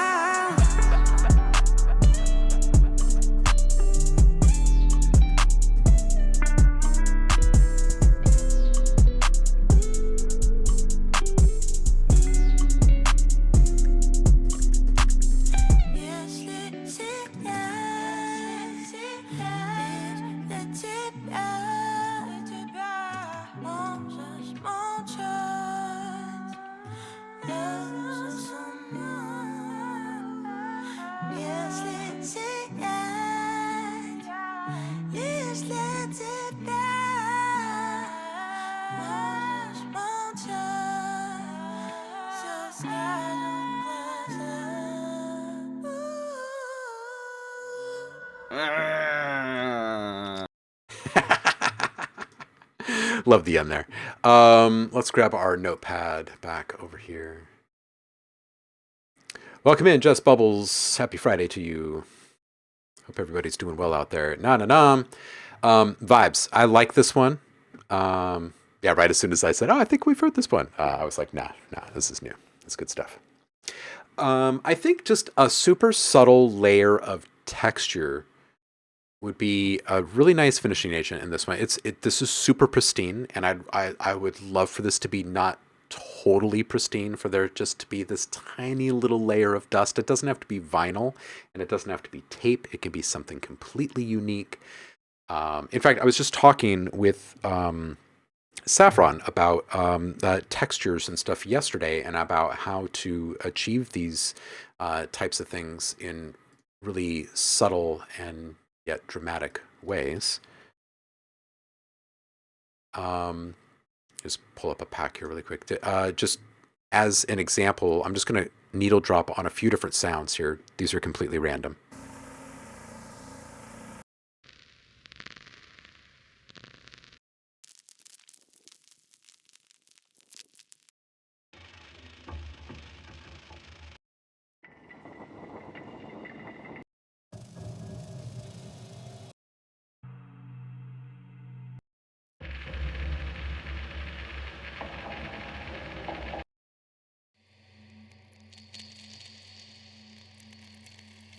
Anyway, just a thought. It could be any kind of textural love you want to put in there, but something on a really, really subtle level I think would be a really nice kind of finishing agent for this thing. All right, one more thing to explore that would be great in this, I think, is playing with the levels and balance of reverb and delay. There were times at which, and I think Roku was feeling the same thing in what he was expressing in the chat, is that the reverb kind of dominated in a couple of spots where it really didn't need to. It could just be felt in those spots. So it's almost like it could have gone in the opposite direction of like audible presence or presence being felt. And in some of those same moments, I was thinking to myself, oh, actually, you know, if it was a little more heavy on the delay here instead of the reverb, I think that would actually feel a little bit better. And there were also a couple of spots where I felt like the reverb probably could have been swelled just a little bit more, or the delay, or not, sorry, the decay of it could have been just a little bit longer, kind of maintaining that sense of like stasis just a little bit longer. Little less low end allowed in the reverb channels, I think, just a little bit. You shelf that, roll it up slightly. Just kind of keep it light and airy. There were a couple of spots where I thought everything got just a little bit thick. But these are like, you know, these are pretty nitpicky things here. So you're close. Simply okay. It is Friday. Welcome in.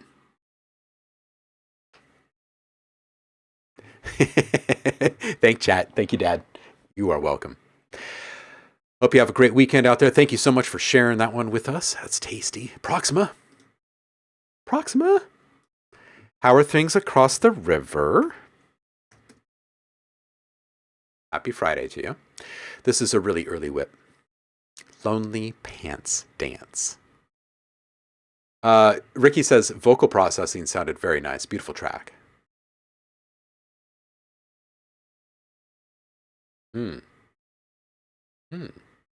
Yes. Approximate, yeah, those textures would be really great for some rumble grain design. Absolutely. 100%. All right, here we go.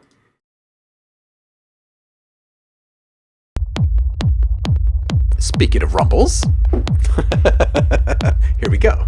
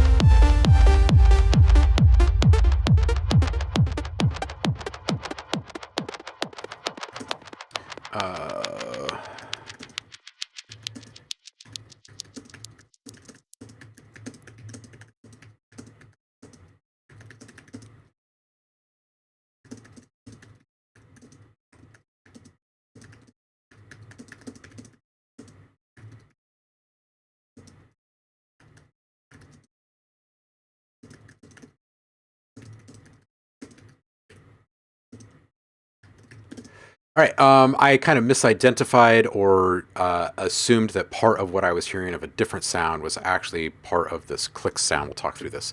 I really like the loose feels of this little like triangle synth that you've got leading this whole thing. It feels like a little OP1 kind of synth. This like lone little soldier out there fighting the good fight over the top of all those big rumbly lows. I'd watch out for the buildup in the mids, in the reverb. The rhythmic element, the knocky one. Okay, so I'm going to go back to where I was saying this, because this is about here.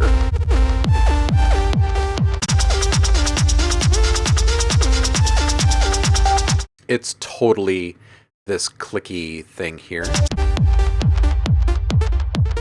Yeah, I think it's basically the same thing. That guy that's here that we can hear at the end, if you bring that down a good like 7 to 10 dB, it's going to sit better with the kick during the majority of playback. So like you can bring it up for the outro where it's more present. And I think it'll sit just fine as it does now. But during active soup cooking, active soupery, souping, while souping, bring it down a little bit. Wanting a transition effect there at 155, a reversal, a suck back, perhaps a half bar, a riser, something. 214, the square synth down a fair bit. Whenever you put a square synth in as a supportive element, especially in a minimal techno mix, it's got to be like half the dB is what you think it will be initially. They can't help themselves. There's no way to stop them. Those are my initial thoughts. I like this. It's cool. It doesn't have, the one thing that it doesn't have yet, I think, is the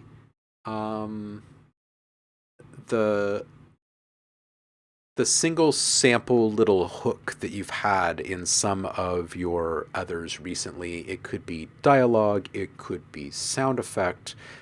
But in this one, it felt elusive to me what it might be.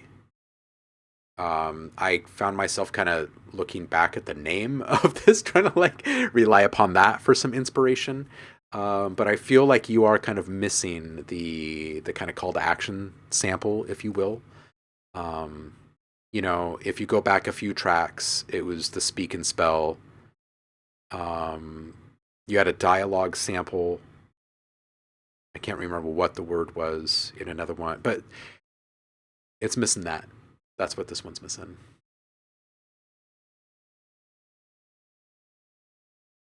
And dry kick top layer can definitely bring it down. Good.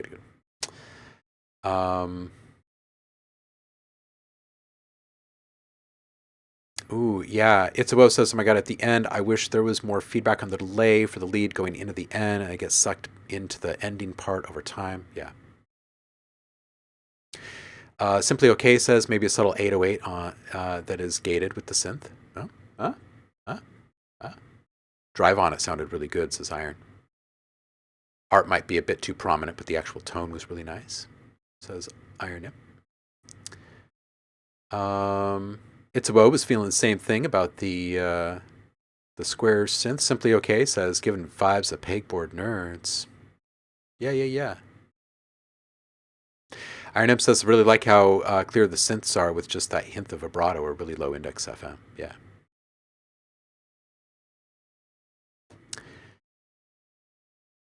Word. Hey, whoa. Hey, whoa, Ken.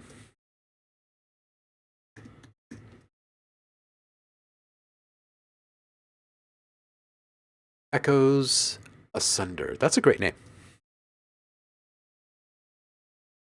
It's a good name. Bird song.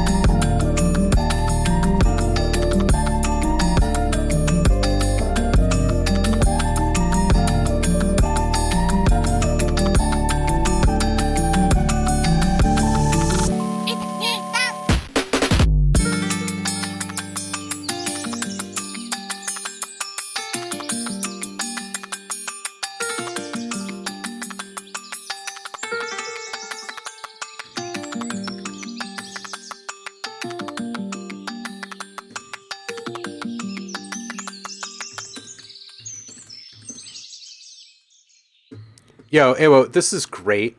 This is like Adventure Time meets Magic Garden Time or something. It's really good stuff. There's a little bit of like surreal that I want added, but that's just like a personal thing. I think the bird song and claps is a really good way to go in the intro. Really dig the overall vibe and aesthetic you've got going on here. I really think the luffs, the loudness is hurting the vibe. It's being given to us at maximum volume, and I feel like this is as much as anyone would turn it up. So it's got to come down because I want to be able to turn this up. I want this thing to be felt more than it's heard. You know what I mean? So everything I think needs to have just a slightly softer touch. So loudness down, limiting back. Love the flute. Slightly more detune on it, like just a little less stability, coherence in it, I think would be great. The vocal is spot on. Maybe a little suck back around 142. Small transition effect for ear candy around 154. Super subtle fill around 207. Just tiny little touches here and there. It doesn't have to be constant, but I do feel like there's this kind of flow to this, and there are a couple little touch points throughout that if you were to touch just like a little fill, a little drum fill in those spots, or just a tiny little suck back or a little whoosh for a sense of release right in the middle of a bar. These are the types of things that'd be really, really nice. I also, like I mentioned before, just like a super like tasteful splash of surreal would be really neat. There were a couple of spots where I was like, man, what if like a little single water drop just like whoosh, like put a splash, like a ripple through the entire mix of this thing. Like that would feel so good, right? Or like a little breeze kind of flapping the whole mix the same way that like a leaf would flutter, you know, because it's an oscillator. It could mess with us on the entirety of the track if we really wanted it to. But anyway, just putting those thoughts out there as like artistic feedback. I think the vibe is super out of control. Just deal with the loudness. It's already golden as it is. Everybody loves this in the chat. Simply Okay says, my brain is no comprehending the time signature, but it's keeping me on my toes. Yeah. Iron Imp says, chip drop before, or edit before returning to all the syncopated rhythms and organic sounds was really perfect. Yes, yes. Proxima says, it's almost point and clicky adventure-y, and I dig it. Yeah, yeah. Somebody studied as odd meters. This is nice, says Roku. Yeah, it feels good. The math was not forced. So everything felt really organically satisfying and eclectic and not expected, but inevitable. Right? Yeah, you're pushing against expectations in all the right ways. You're not resolving anything in any kind of trope or cliche. It's more of these inevitable sense of closure moments, which is great. Which is great. Like Thanos. Yes. Inevitable.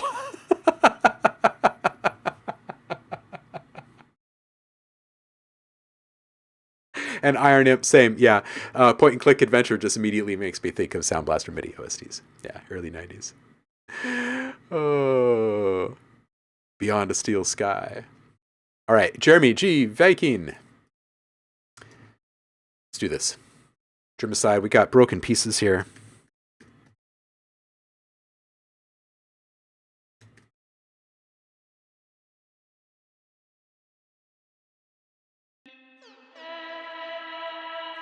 Jay the Dawn, welcome in. Happy Friday. What's good? Last chance to drop links, y'all. Oh, you guys have been dropping links. I'm gonna be quiet now.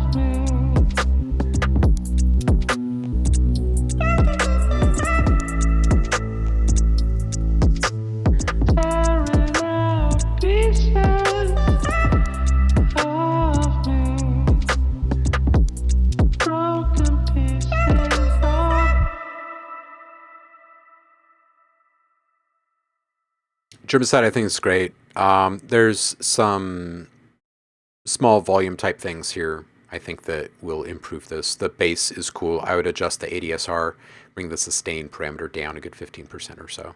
Adjust the decay out a bit to smooth it.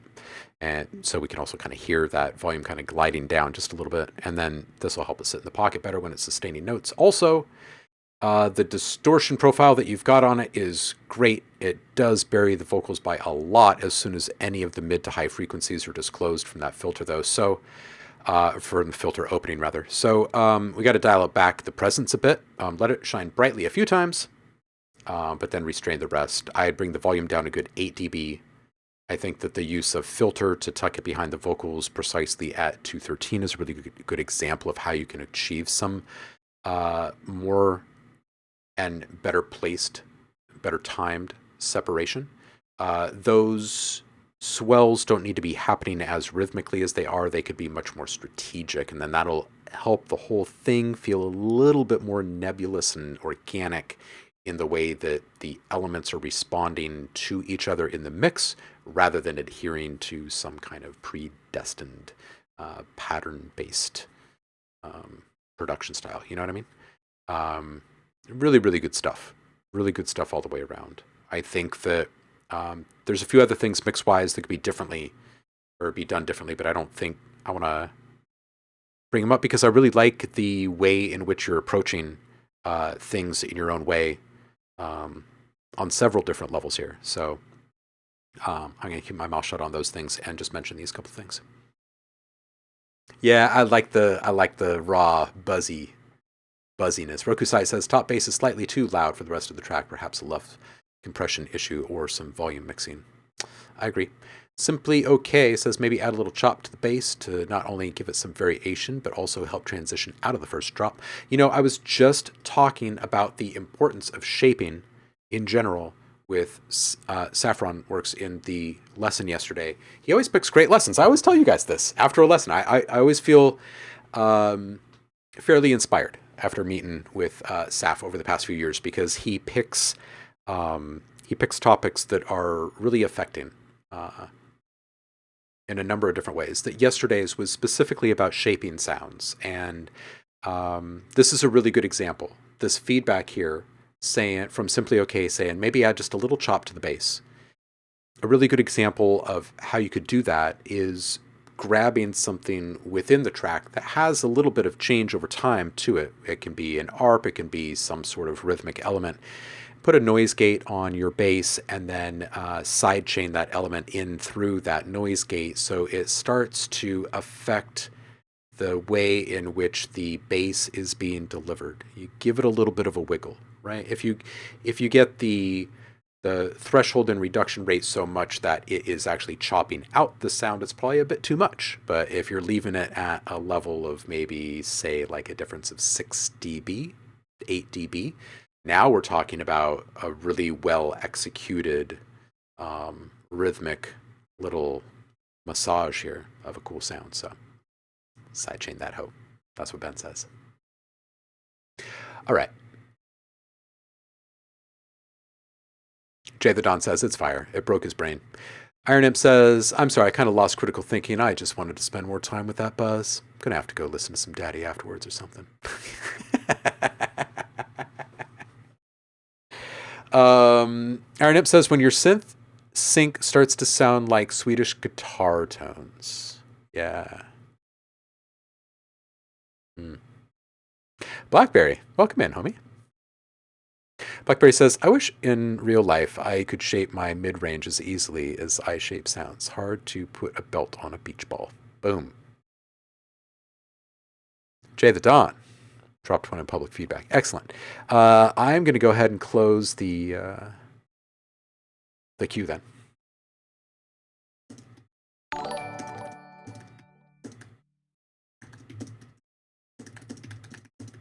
That way we still have time to listen to everybody in here. Hey, Cayenne's here. Anatoly's up next. We got some good folks in the queue here this afternoon. The ballad. Whew, just in the nick of the time, as my kiddo says. Yeah, just in the nick of time. We probably would have let you in either way.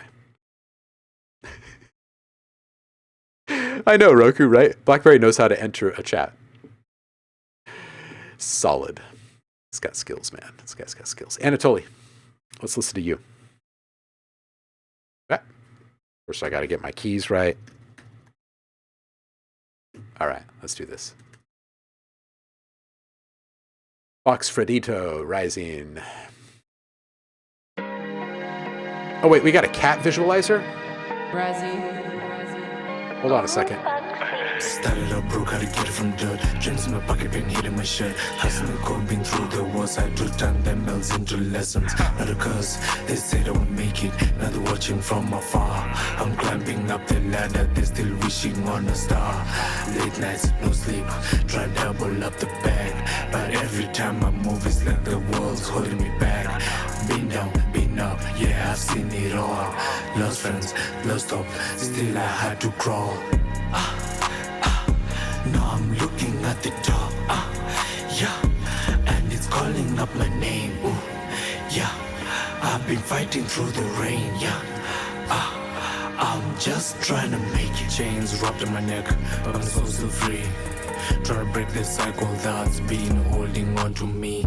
They don't see the battles, they don't feel the scars. All they see is shine when you finally reach the stars. I've been close to the edge, felt the weight of defeat, but the fire in my chest wouldn't let me retreat. Enemies in my circle, how to cut the grass low. Keep my head on a swivel, every move gotta glow. Now I'm looking at the top, yeah, and it's calling up my name, ooh, yeah. I've been fighting through the rain, yeah, I'm just trying to make it.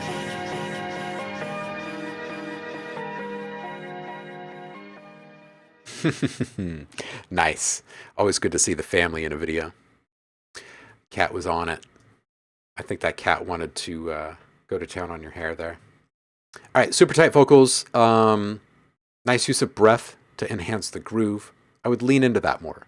And I think I would EQ that a little bit more. It doesn't have to be that the EQ changes are left in a static position too. I think that you could use a filter and actively modulate the cutoff to bring in and out more low end, for instance, in that breath. I think that you can use some delay and some reverb to really enhance the idea of groove and rhythm that's being introduced by the breath, right? Think about this. A breath that goes or is good, and it follows, it's in lockstep with the groove of your track. But if your breath goes out and then it gets shaked up a little bit in a delay, and then that is put up into air in reverb, now you've got something just a little bit more interesting, because right around the time that the starts, you've got the next OG signal with the from your pulsing vocals, right? So you can put another delay after that first delay, and now you can start to get not necessarily like polyrhythm complexity, but you can absolutely start to get a little bit of triplet action in there, a little dotted action in there. So you're pushing against expectation. You're really kind of an enhancing groove.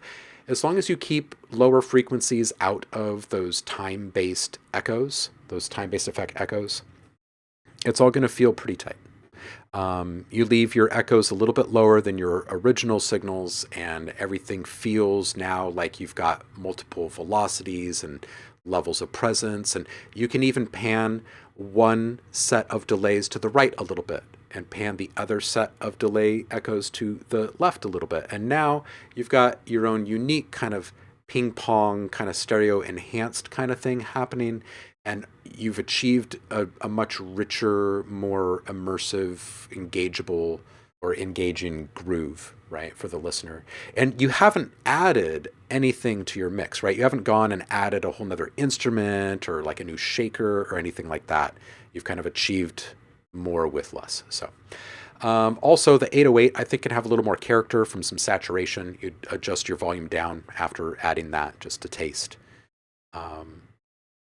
Otherwise, I like the kind of raw nature of this. I think that I think you choosing to have this like relaxed kind of at-home music video to go along with it kind of reinforces that vibe. It's really good stuff. Let's see what other people are saying here.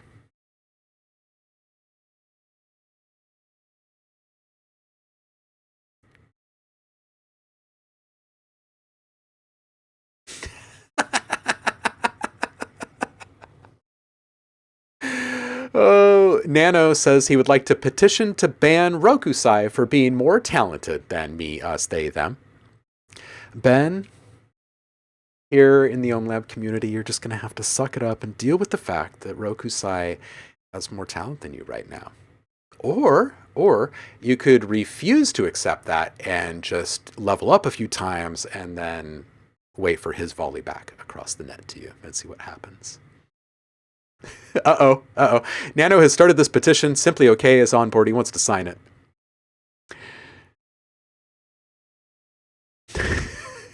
Roku says, I'm going to start Ohmcoin, make you cry. The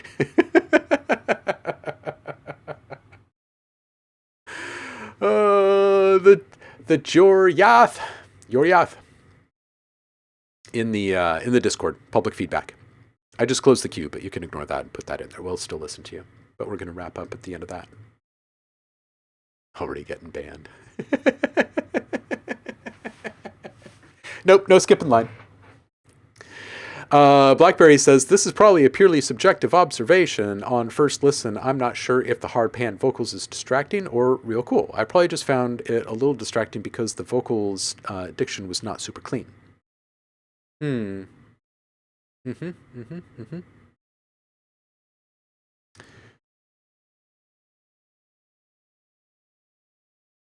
Word.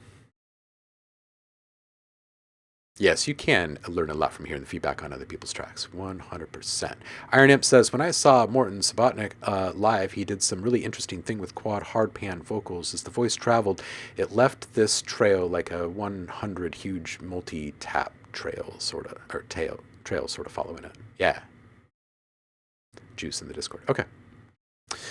And it started to do some insane vector mid-side nonsense. Yeah, I love that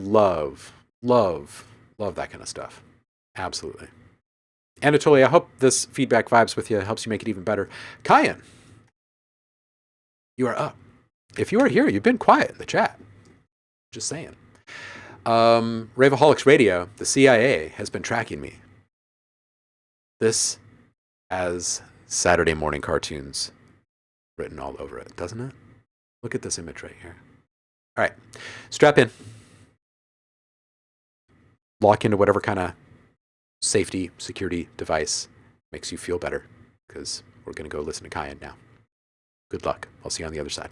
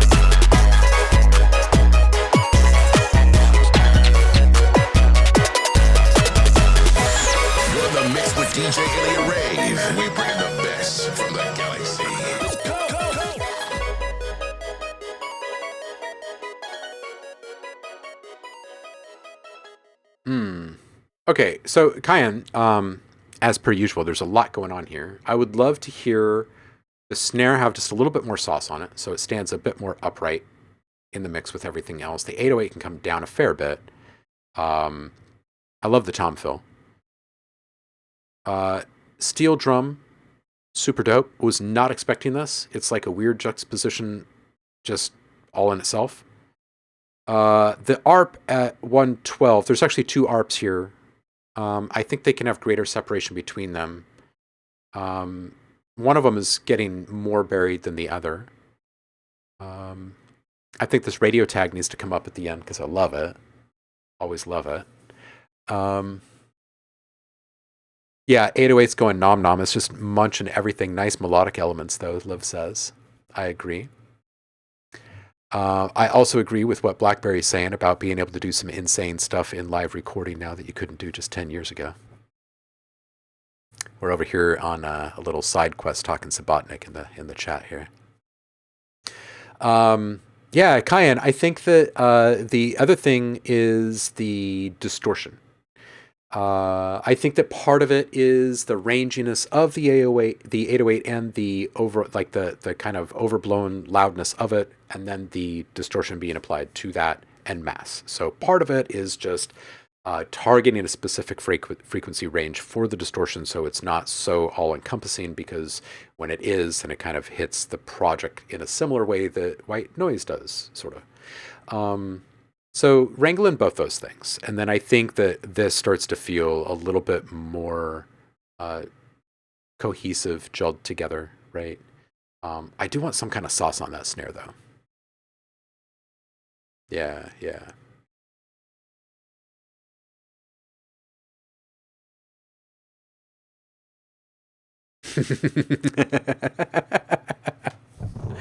Blackberry saying saturation on the bass is kind of killing your dynamic range, even though surprisingly it's not masking a bunch of the transients and other sounds. It's clouding out your upper mids. Try dialing it back and then just adjust down if needed the 808.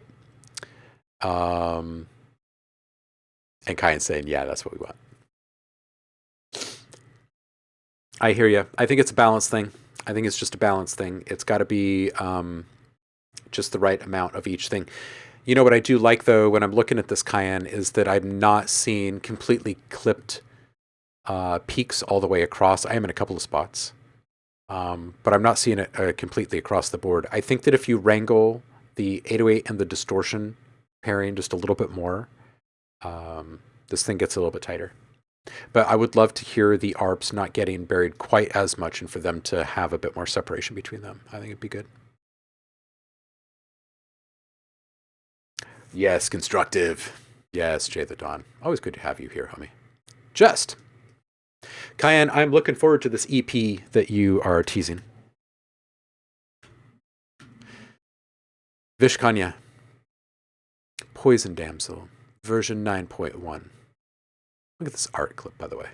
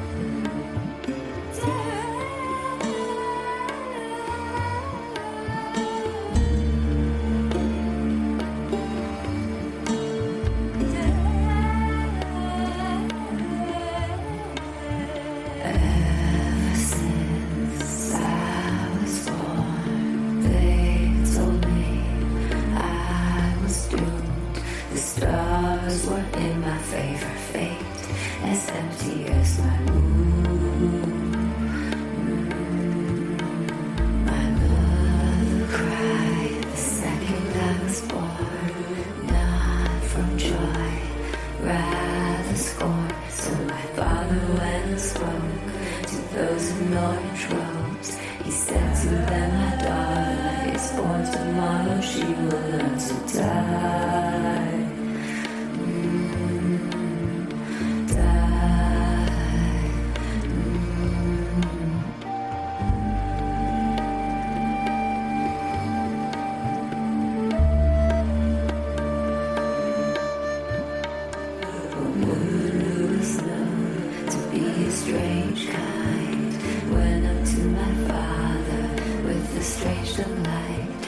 tells another way to save him from his plight. A perfect daughter will never be a wife. So my father went to listen at first without a care, but the woman insisted, and I heard him say I'll learn to die.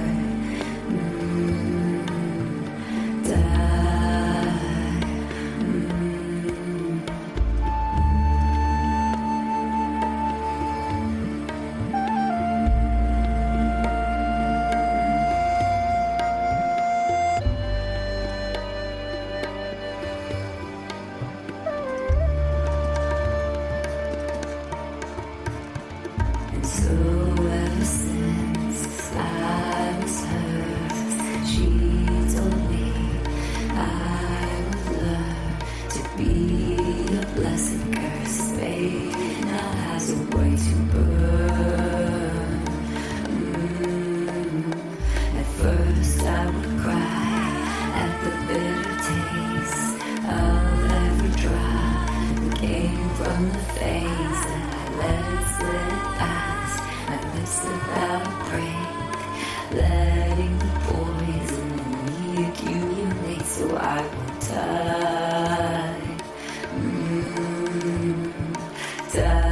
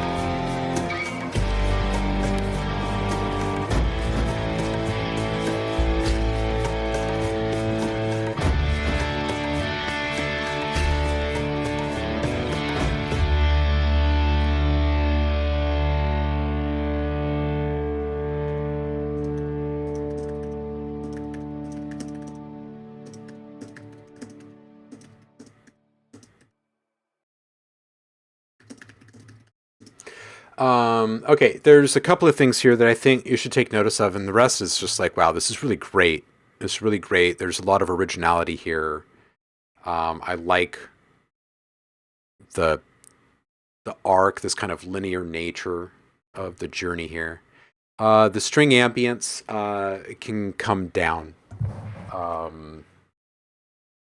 think it's the right timbre. I think it's the right voice, but it needs to be half as loud as it is. The tabla is at a really good presence level, however. Very choice stopping point there. 108. Subtle swell of an element that can run congruent to the relaxed tablas here. I think would be kind of fun. Something fleeting and vague. It could be something rhythmic. It could be something vocal. It could be, gosh, something that is just unexpected. It's more about how the texture and shape of it interacts with the rest of everything happening, honestly. There's a couple of other things kind of like that in the feedback here. 134, love the pace of the vocal delivery. 140, wanting more separation between the vocal elements. Stereo position should inform frequency disclosure. So in other words, the vocal elements that are smack dab in the middle can have just as much of the low end that they currently do, but the backing vocals that are sitting just behind it and just to the right should have a little less low end presence. So they're not in as direct conflict. They could also be moved away from center just a little bit more, and then those two differences could create a greater sense of separation and difference between them. So 220, subtle, feathery delay echoes from the backing vocals would absolutely crush people here in this moment. 245, elements need to respond to the flute solo. I feel like the flute stepped up and said, oh, I got this really awesome, passionate thing to say. And everyone else is like, yeah, cool song, bro. And they just kind of keep doing exactly what they were doing before. 304, wanting other environmental element in the mix here, something that evokes a sense of work and effort, like slow, methodical process or progress, like folks working in some way, you know, like almost like turmoil. Now you have this at 416. You've got this type of thing.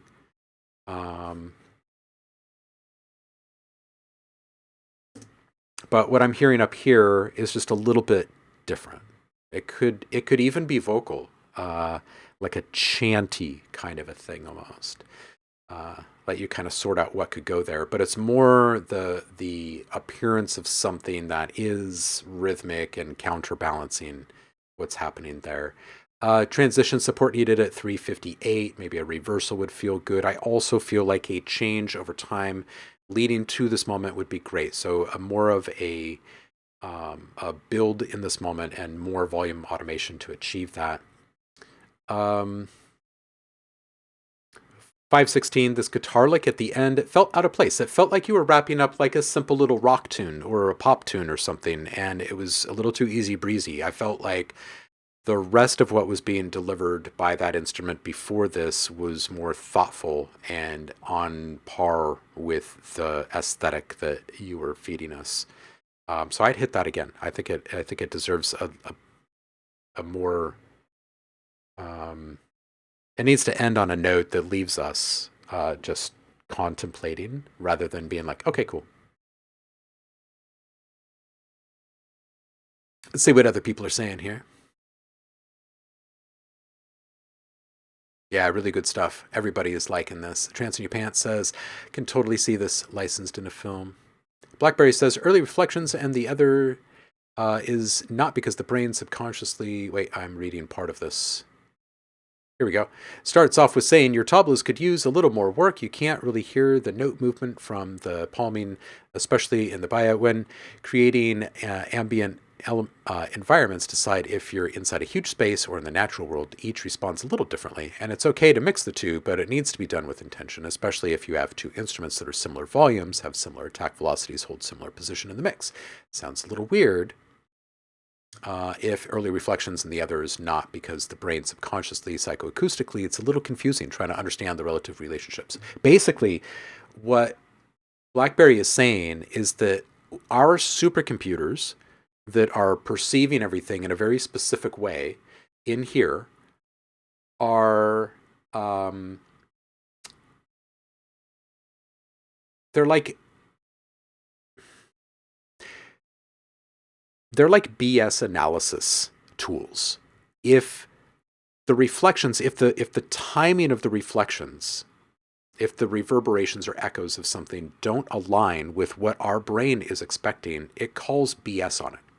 So then the question then becomes, and this is all happening so rapid fire, but is this a psychoacoustic thing meant, like, intended to be psychedelic or surreal? Because if so, then this can then become completely satisfying, and all of that happens within milliseconds. And if that isn't resolved, if that isn't justified in the moment, then your brain will continue to just kind of call BS on that one thing. And now it doesn't buy into it. It's about the buy-in factor is really what it is. That's what Blackberry is speaking to here. So that's good feedback. Simply okay. Let's see what's in the vault. Got this thing under lock and key. Simply okay saying, still a work in progress, working on second verse, will just be a beat for the second part of second verse. Song is directed towards self-doubt. Okay. Let's listen.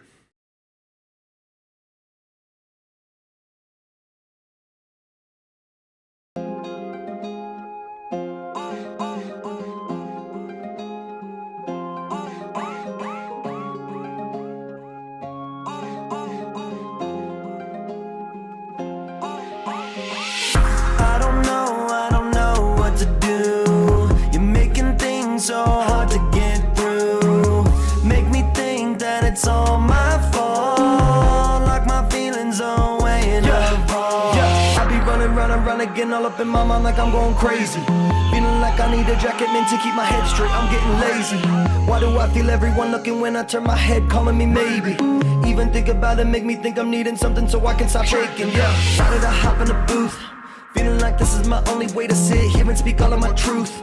I never ever thought I would be doing this even when I was a youth. I would just sit and compute, deal with abuse from the only person who has ever noticed that I'm a fucking brute. Me, being so self-analytical, keeping me critical, needing a clinical physical, staying attached like umbilical. Why am I always seeming like I'm stereotypical? Keeping the art and the digital, everyone looking and thinking of miracles. I am just trying real hard to be lyrical. Is it making me look like I'm a cynical? It is a form of survival, but it is making me think that I'm crazy, trying to make my own revival.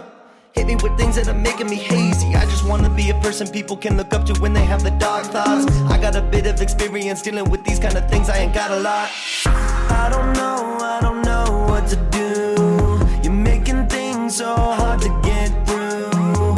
Make me think that it's all my fault, like my feelings are weighing up. Keep me thinking about the things I wish I never did. It will only drive me to do better, making me read into everything like I just study and searching for all the love letters. Try and stay focused on all of the positives, keeping the money, now that's my prerogative. Why don't you sit back and wait until I say you're good? You can wait, I'll show who the prophet is.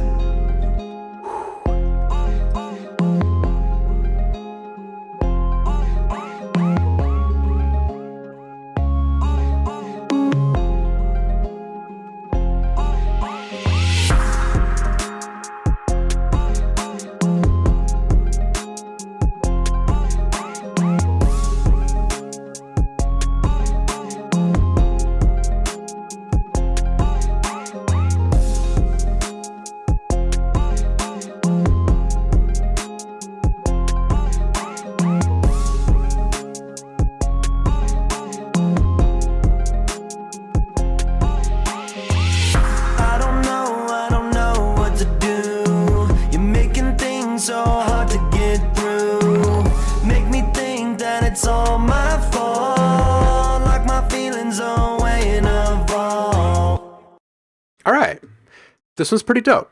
I think that there's a little bit of work to do on it because I think that there's more kind of shaping and carving away that you can do with this here. I think that there's like some interest elements that need to be kind of more well defined, but the flow, like your rapping is great and the flow is well delivered. Your vocals are sitting right on top the way it's supposed to. The luffs are a little hot. You can bring down your loudness a little bit. That's not the end of the world. 45 seconds in, where these hard stops start.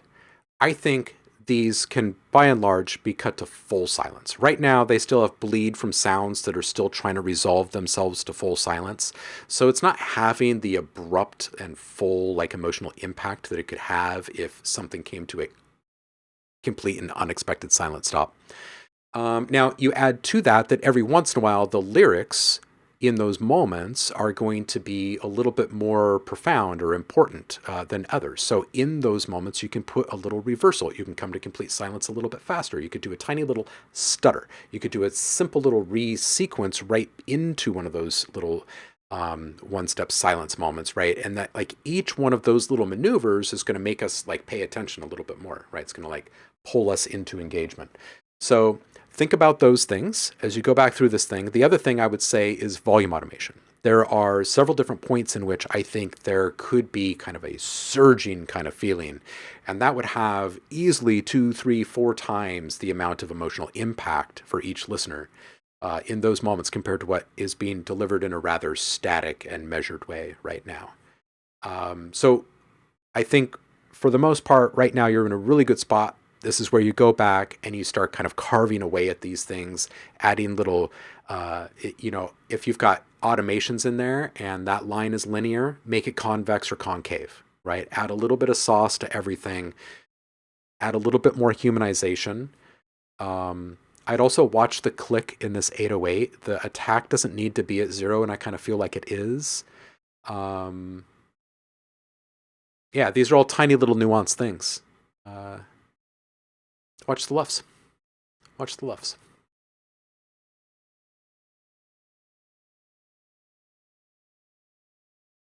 Hey, Simply Okay is saying, I have a very hard time with mixing in general. I do it all by ear, no frequency measuring or anything. Yeah, so, what we all did for a really, really, really long time with mixing?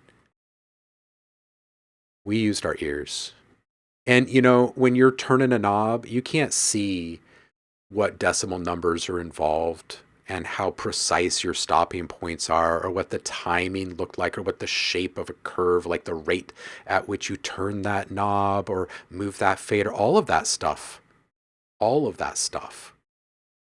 All of that stuff can be imperfect. In fact, it's better when all of that stuff is imperfect. We tend to call it human or organic, right? When everything is done in a really super precise way, everything becomes a bit more kind of sterile and predictable, right? And you hear me talk a lot about it, but you push against predictability because you don't want everything to be a cliche. If everyone can anticipate what's coming next, there's really no point in being there in the first place. You know what I'm saying? Like maybe one time through, because the song is tight, right? It's got a good beat or whatever. But if you can predict everything that's going to happen from moment to moment, like why listen to it twice? You know what I mean?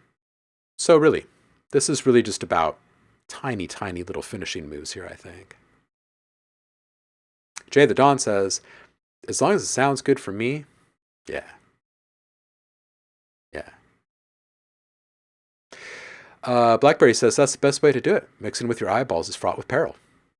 By ear internalizes a greater understanding of the intricacies and interactions between sounds. 100%. 100%. Simply OK says, should I put a compressor on the master track to help with the loudness? How would I go about LUFS? All right, so LUFS is a measurement of perceived loudness. So when I'm saying you got to bring down the LUFS, you've probably got a limiter at the end of this track, and you've got the threshold down, and the auto gain is pushing the loudness up as you're pulling that threshold down. So all you really have to do is bring that threshold back a bit, release it, and it'll back off that loudness a bit. If that's not how this is occurring, then you just got to turn some stuff down. Got to do some gain staging in your track. Turn stuff down so we can turn it up a little bit. Yeah, and you can't satisfy everybody. That's the other thing. Digital meters are wildly inaccurate. That's true. Yeah. Plugins can't hear what you're working on. That's a fact. Nanowires. It is you again. Let's do this. This is Tenacious D. Wicked Games V4.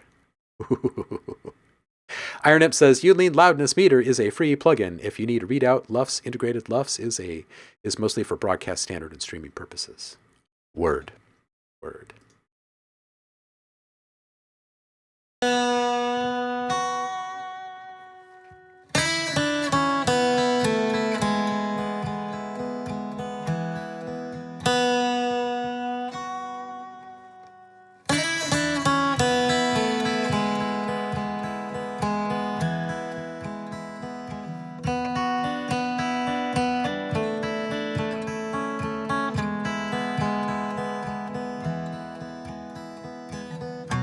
What a wicked game to play to make me feel this way.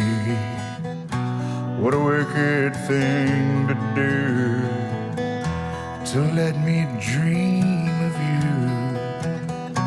What a wicked thing to say. You never felt this way. What a wicked thing to do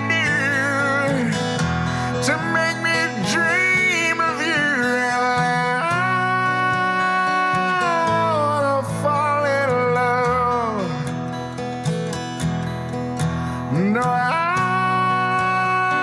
don't wanna fall in love with you. Nobody loves no one. Sweet, a dream of you, and I fall in love. Yeah. Nobody.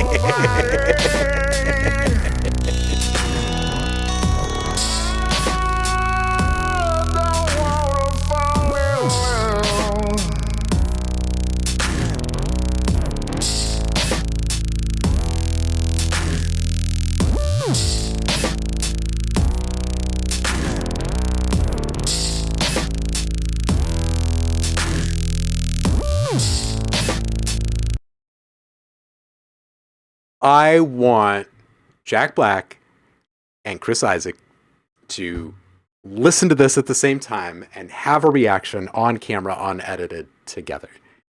Because I feel like they know exactly what's happening up until the bass drops. You know what I mean? This is really nice. I don't want to give you any feedback on this. I want to know what you're going to do next, Ben. This is great. I was not expecting any of this today. This is not what I expected from you. Yeah, exactly. They would like it because it is their stuff until it isn't. Yeah. Yeah, I think it's left field material, my friend, for sure. Dude, seriously, this bass. It's just a bit crushing, you know? Just a bit. Proxima, it is you again. Machine readable body. Let's do this.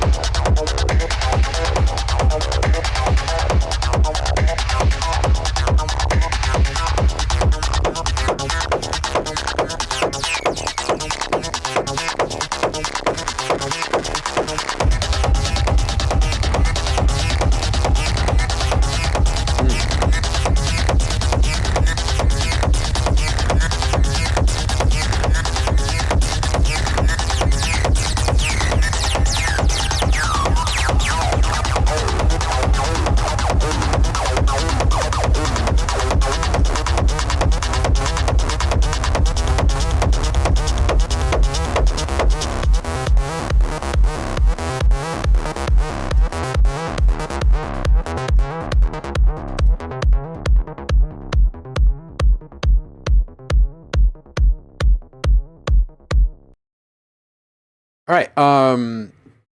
This one is not suffering from the last one was, which I was thinking it's missing that one thing. Like this one, it's got the thing right off the bat. It's in the bass line itself, I think, and it's just got the sauce just right away. DJ Wolfie's here. He says, I'm here, of course, for the drinks at the bar, the good times, the party vibes. All right, so some really, really unique timbre vibe happening here. I feel like the soundscape is half texture and noise for like a good part of this track. Really good stuff. I love the chirp, chirp, chirp of all the resonance, and I like that you kind of push the boundary of comfort up there.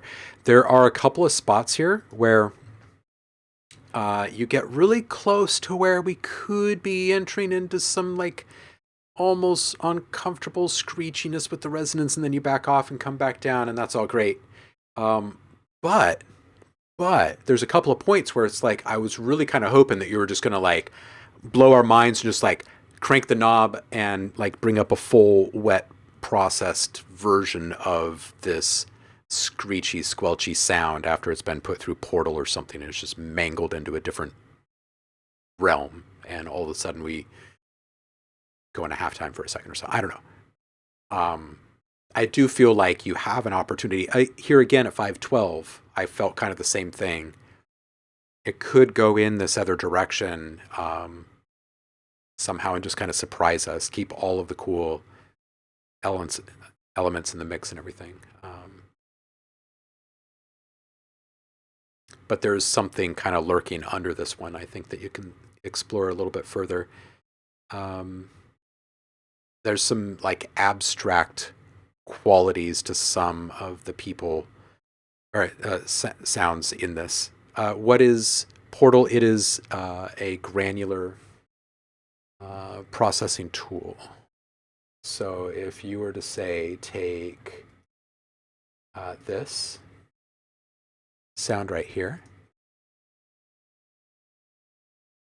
Oh wait, I don't have audio. Let me just change that really quick for you. All right, so if you were to take this little conga beat here,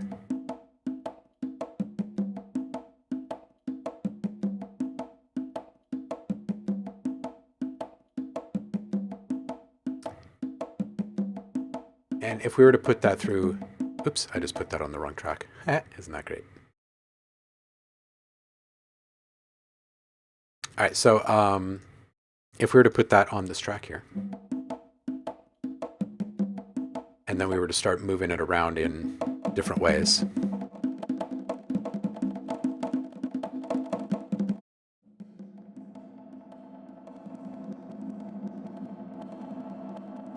You can go in a lot of different types of directions with granular, honestly. But there were a couple of spots in here where I was like, oh, this could go in just like a really unexpected direction here. So with that thought in mind, I'll leave you on this one and move on to the next one. Jay the Dawn is here. Ah, yeah. Blazin says, how long is this track currently? It is 5:47.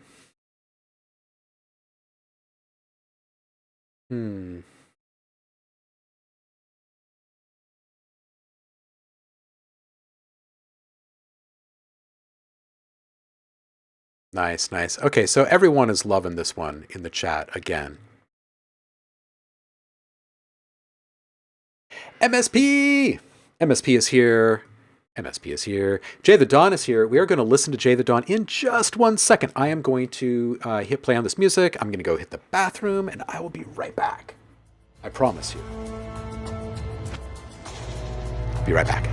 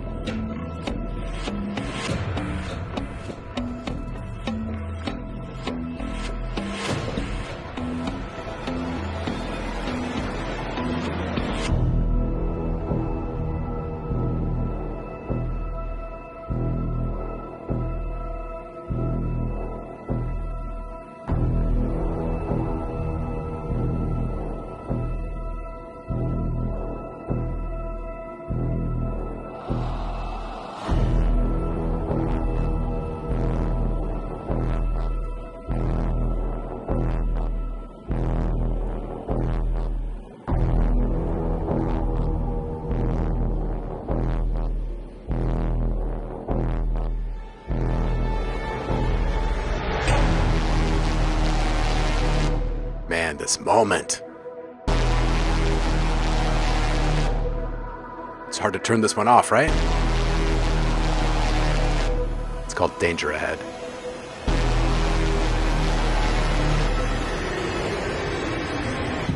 All right, we'll turn it off though. MSP, you are back. Thinking about streaming today? Nice, nice. Jay the Dawn. You are up. It needs more. It does. Thinking about it. It is so intense, right? All right, Jay. You ready? Let's do this. This one's called After All.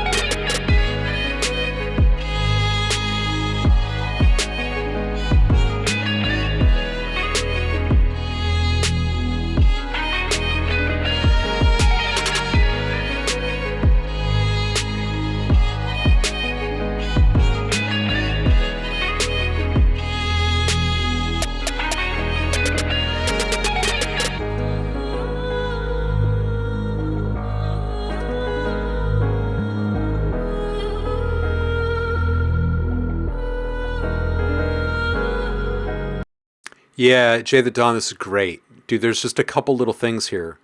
Oh, Roku's calling it out, not BBJ, my bad.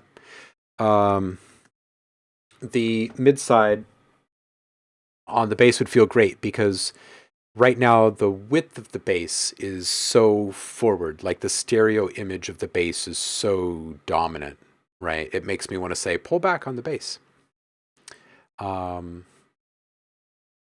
So if that was focused and more supportive, this whole thing really kind of locks in.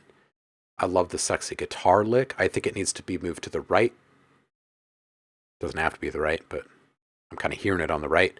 Violin, go opposite to the left. The way that the strings that you've got kind of completely creamed out in reverb on the left around 130. Same with what I think is maybe vocal on the right around 150. Those are both ace. Like they're very subtle, they're very, very nuanced. They're felt. They're not necessarily kind of heard on the surface. It's great. It's good stuff. It's really, really good stuff. I like this one a lot. I think that wherever this one ends up, it's got to end up in a place where you can buy a license for it. Because this one's got a lot of commercial value to it. So people will want to use this in their commercials or projects in various ways. So Iron Imp says there's a lot of cool lift and clarity to this track. The guitar tone is really nice, but I think it's kind of in competition with some of the other elements in the mid highs a bit, or maybe it's just volume issue. I don't know. Personally, I feel like the bass is getting in the way of a few different things, and when that issue is resolved, then I would reapproach this to let you know for sure. Yeah. You got a wrapper for it. Okay. Yeah, I'd love to hear how that sits over the top of this too. Knowing that there's a wrapper already dialed in for this one, it makes me feel like we should stress the importance of regling in the bass then, because you don't want it in competition with the vocals when they arrive. So the ballad is here saying, been making music for about a year as a hobby when I get time. Lyrics below the track if you go to SoundCloud if interested. Okay, excellent. Let's listen to this. This one's called The Quiet Pole. That's from the ballad.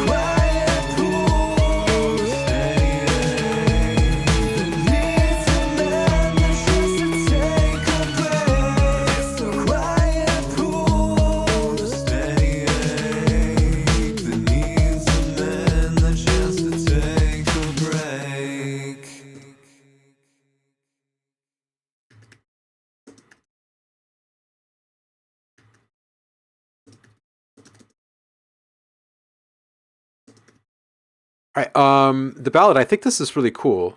Some stuff that I wasn't expecting in this one, and yet at the same time, I feel like it's very familiar. The vocal quality is cool. At first, I was thinking I want the vocals up on top a bit more, and then it all kind of started to settle in a bit that the ARP needs to come down quite a bit. And it needs to be moved away from center. I think it's in competition with the vocals. It needs to have a tighter EQ on it, taking more of the low frequencies out of it. You could even duplicate that ARP track and pitch it up at one point to get a little bit more interest, maybe even like a call and response kind of thing going on with it. And that might help with a little bit of the repetition feeling that's coming from it. You can also play around with, in subtle ways, messing with the delivery of that ARP. Subtle delays, reversals, resequences might be kind of nice. Playing with the pitch in various ways might be kind of cool. The kick should come down a fair bit, and less sub-frequencies in it as well. I feel like it's a supportive element, not a leading element. Right now it's got a lead volume kind of. So if you take the ARP down and that kick down, all of a sudden the vocals are probably sitting right up on top pretty well. And then if you get the EQ, or if you get the ARP moved away from center and EQ'd a little tighter, then it's not in direct competition with the vocal anymore. And now I bet the vocal is just fine. Yeah, kind of had to talk that one out. Let's see what people are saying here. It's all synths pushed through a guitar bus beside the drums. Rokusai says, it's strange. The track has all the right elements. The arrangement works, but I think the volume mix is not doing it justice. The sound selection is ace, but it seems mix-wise you mix the track to be, or the track a bit in a safe pocket. I would like some more bold mixing decisions that rely less on the track being limited by the master compressor. Yeah. Blazen's going to work on some music over there. That's nice to hear. Ballad says, I really like the pitch up idea. Also, my initial plan going into this was a bit more infected mushroom vibe, but it shifted as I was making it. I totally see what you're saying, though. And also, I feel this, the infected mushroom vibe. Like, you don't have to shy away from that. Like, I think you could actually maybe revisit that, and not the entirety of the track, but maybe just a section of the track. And it's not full-on infected mushroom, but there's a constrained or withheld or delivered in very measured dose, a psychedelic or surreal kind of edge that's given to maybe 3 different elements simultaneously, right? Maybe that ARP, instead of being delivered straight as it is right now, it gets a fair bit of vibrato and it gets all warbly and kind of drunk, right?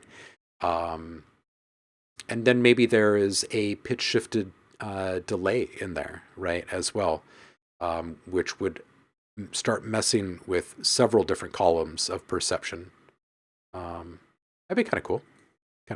You could also just play with space in one section, and that would also bring kind of a similar vibe to it, with very subtle, tasteful little glitch components in there, right? I could see that working as well. But first, I think what I was addressing initially, and also what Rokusai is saying, is the volume mix. If you get those things dialed in a little bit tighter, and then you go back and you explore some of these ideas, I bet everything just starts to come together.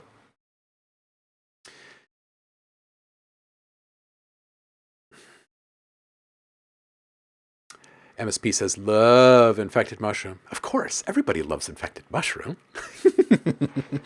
Yes, you have good taste.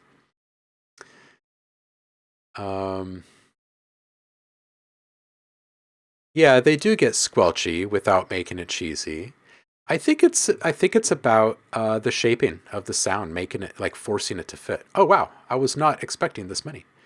We got you.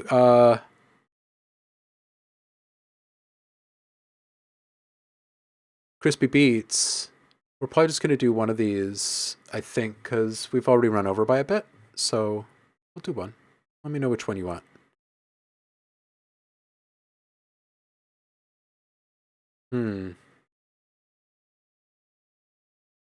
Yeah, I agree. A little sparkle on that lead. Valid. Word. Saint Butter Tea. Welcome in.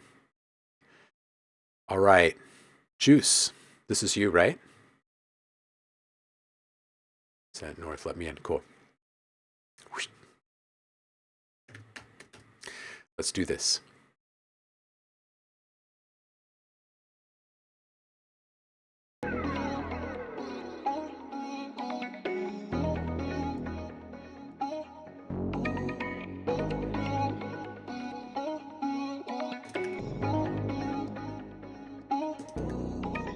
Hope the shit works itself out. Cause with you, I don't see myself without. I hope that you never throw in the towel. Tell them so now we the talk of the town. You let me then, but do you let me now? Can you please tell me the fuck is this about? Can you let me in, please don't let me down. Fuck being friends, I need you in now.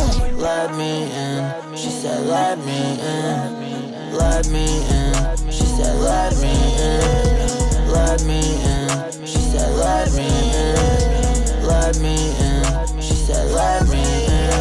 Even though I know what she is capable of, I let her in cause I hate when she's gone. And even though I keep on taking these drugs, her love stronger than anything I'm on. And I'm thinking about replacing my blood. I'm fucking with your shit if that shit ain't strong. You could get smoke, could get face like a blunt. I don't play boys out before I go get you gone. Bitch, is she feeling me? I don't know. I got a pill in me, gotta go. What do you really think? Need to know. Feels like you're killing me, but real slow. Sometimes you're really mean, and it shows. You sip that really green, that boy gross. No, that ain't really lean. Everyone knows. Fuck all you Billie Jeans, all you hoes. That shit I make her be bannable. She bite on my neck like a cannibal. The Molly turned me to an animal. I jump in that pussy, I cannibal. I guess not vision bro after all. Mix the Percocet with Adderall. I bought like Kobe, won't pass the ball. I bought like Kobe, I'll pass them all. Hope your love isn't fictitious, cause it's your love that I've been missing. When there you don't feel like a misfit. For your love, everything I would risk it. Her love rated her, that shit's explicit. Said I love you, but I just hear crickets. Promise this time you gon' be consistent. Sorry if I'm a little too persistent. I just hope the shit works itself out. Cause with you, I don't see myself without. I hope that you never throw in the towel. Tell them so now we the talk of the town. You let me then, but do you let me now? Can you please tell me the fuck is this about? Can you let me in, please don't let me down. Fuck being friends, I need you in now. Let me in, she said let me in. Let me in, she said let me in. Let me in, she said let me in. Let me in, she said let me in.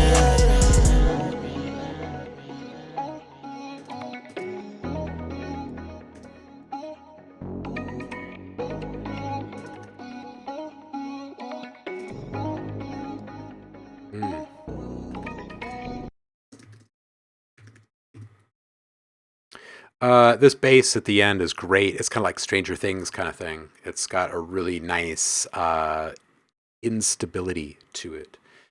All right, so I'd kick off the intro with a bass stab with like a little reversal ahead of it. I bring the loudness down a bit. 808 needs to come down a fair bit. Wrangle the mids a little to leave more room for the vocals. No compression needed on that. I feel like with the compression, it's bringing the 808 a little bit too close to the surface. It doesn't need to be there. The vocal shouldn't ever really have to compete with the 808 in a track like this, I don't think. 115 vocals are in a really good spot right now, wanting more separation though. Main lowest vocal is running against the constant mumble, which is in the same spot, the mumble being the delay channel. So move that mumble off to the side a little bit, or maybe split it between the sides and take out some low end, make it a little bit more up in general. You might even want to pitch shift it just a little bit so it's got a slightly different character and timbre than the main vocal because it is kind of in lockstep with it. The other thing, speaking of lockstep, is I would adjust the timing of that delay channel specifically to be just off center. So it's just slightly askew timing wise, because otherwise it's hitting exactly on the grid where the OG signal is happening and it's getting kind of lost, which is where some of that kind of like mumble nature is really kind of coming from. The bass at the end, it's so good. So good. Yeah, outro bass is nice, right? Yeah, I would season the intro with it as well. I think MSP and I are on the same page here. I agree with you, definitely.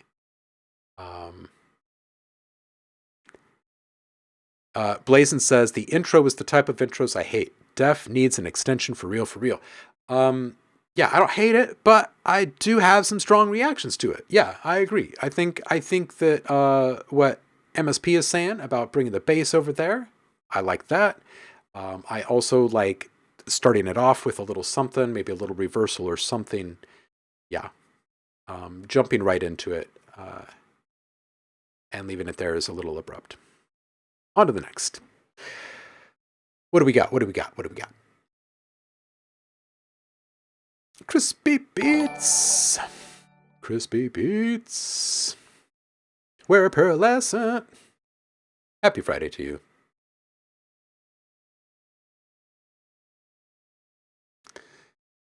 The sudden switch from what amounts to musical silence to bam, wall of sound hurts a bit. Yeah, and especially in the beat world. Especially in the beat world. I mean, unless you're really like expecting something to go hard right from the very beginning. 90% of my music. MSP. Right? You know, sometimes you just got to deal with what people are cranking out. Let's do this. Crispy Beats.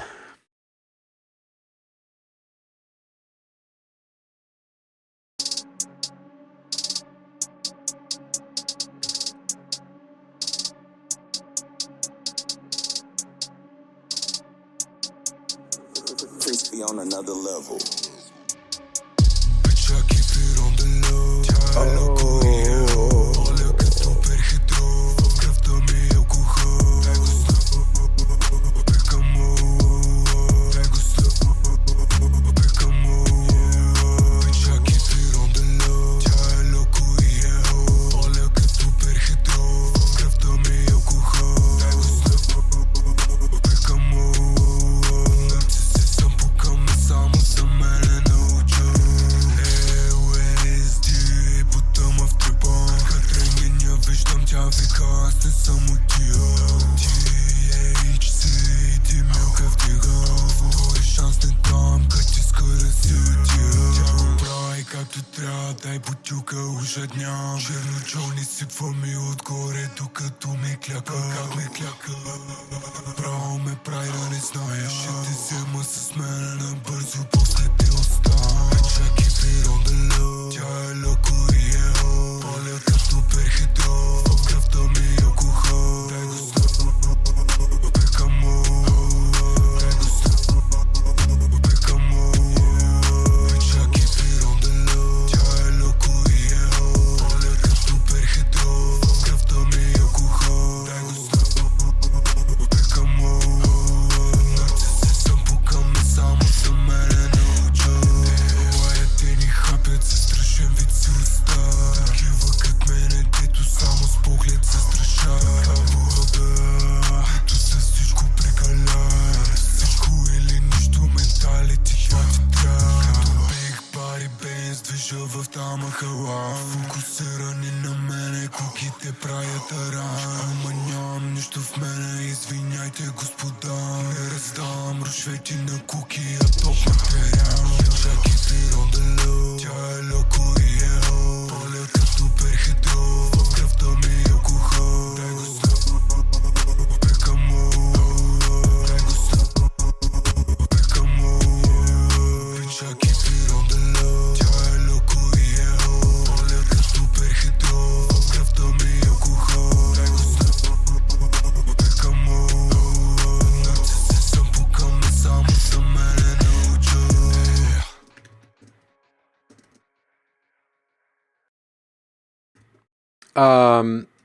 Yeah, I just want to kick this up by saying, you know, 3 layers of drones, which is in effect basically what we have here, is just simply something you don't hear much in hip hop, which it's got a really kind of staggering vibe to it. It's got a profound effect, like from the onset, from the very first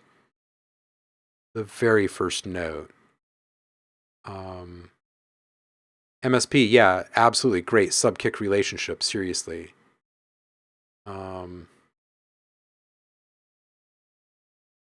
We're a paralescent, that's how we do it here.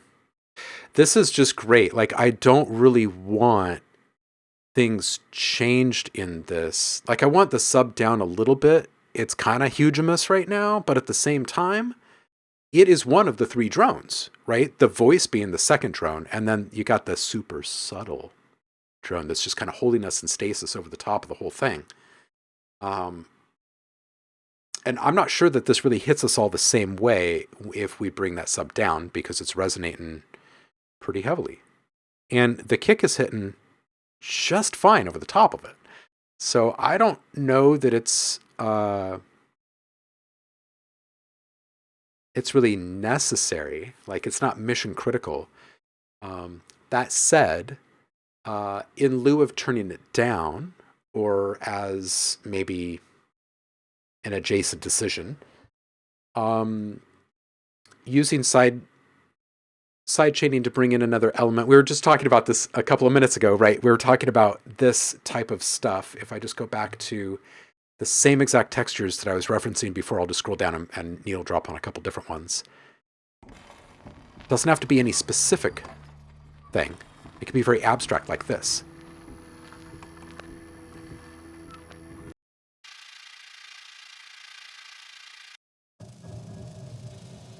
It could be kind of like this. Anyway, the point being is the sound wouldn't actually play inside of your project. It would simply be there as a signal source.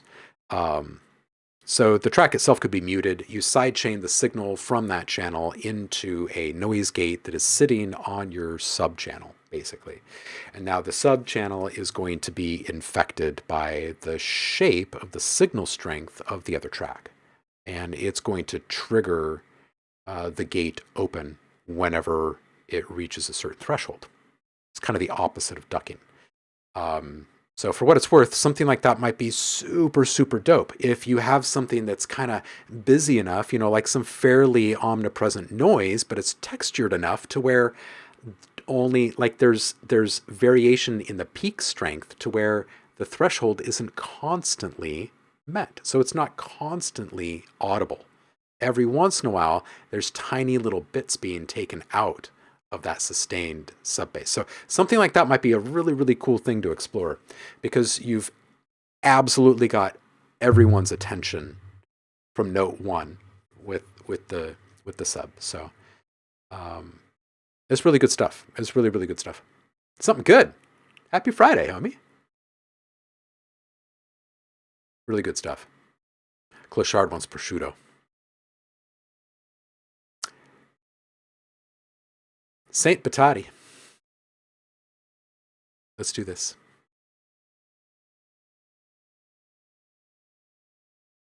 We're going long today, you guys.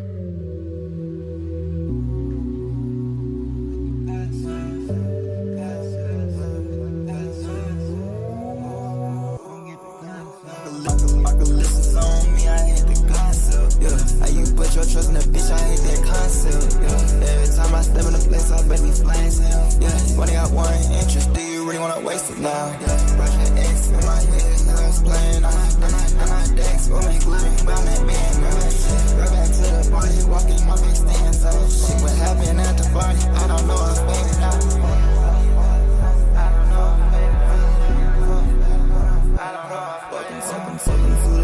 Welcome to the party, wait, better make it.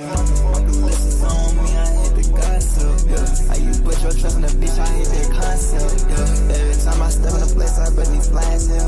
Only got one interest, do you really wanna waste it now? Yeah. Project X in my head, I was playing out. I'm not Dax, we'll make love.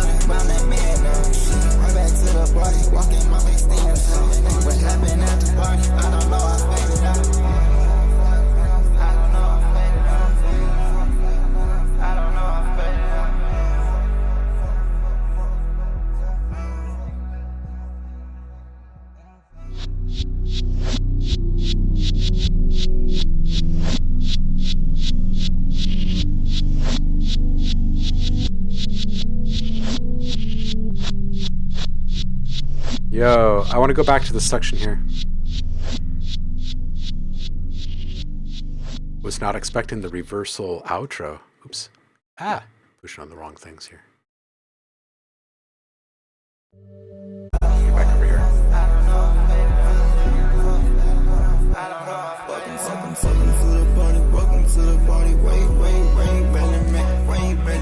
Okay, so in the delay and reverb channels, if you were to restrict the amount of frequencies coming through, there would be less buildup and bloat amongst all of the different vocal layers that are occurring simultaneously here. Aside from that, I think that the large majority of everything that we're hearing is really good. I'd like to hear it without all of that extra feedback buildup with all those frequencies, to hear it just a little bit more clean in there. And I think that this thing is probably going to resonate with people. It's pretty good. I feel like it's got a good quality to it. You know? It's got a good, solid palette. It's all being delivered well. I think it's a little on the loud side, but not overly so.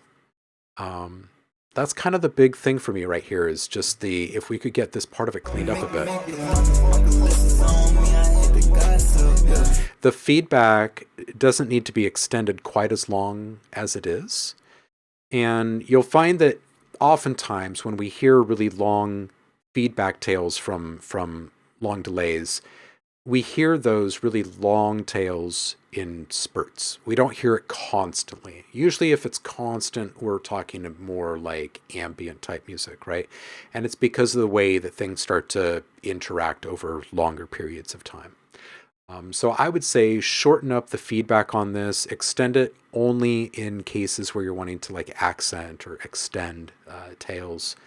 And then see how that feels. And also make sure that you've got an EQ on all of your channels that have delay and reverb. So you're not bringing back the entirety of all of the frequencies in your echoes. That's good.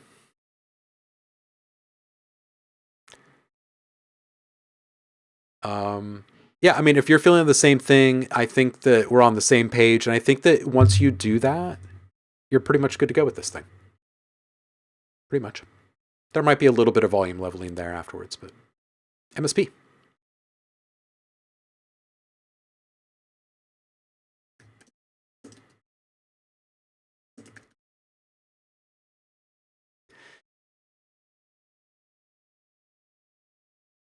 Made this one yesterday, says MSP. Ooh, ooh, ooh.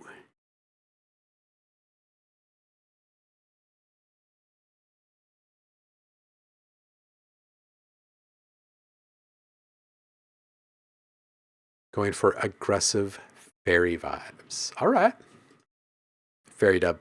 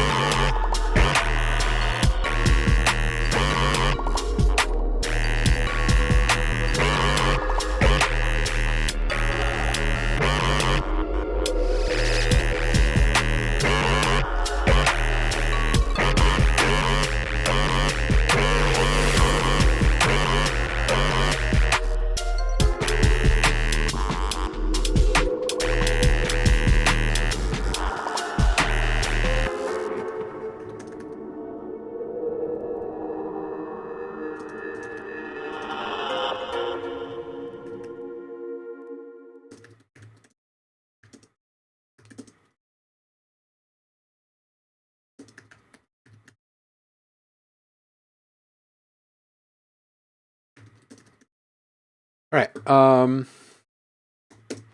Let's see here. This is fairy dub something. Yes, fairy dub. Like instantly I want to know what certain sounds were. So bravo. Well done. Very nice use of your brain and your tools, keeping us guessing. It's good stuff. I like also that you put this gritty, grimy fairy grease smeared all over everything, and it's never going to come off of any of it.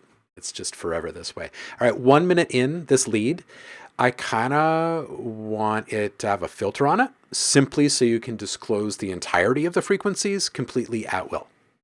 Like rolling off the highs, just simply so you can roll them back up with a bunch of resonance.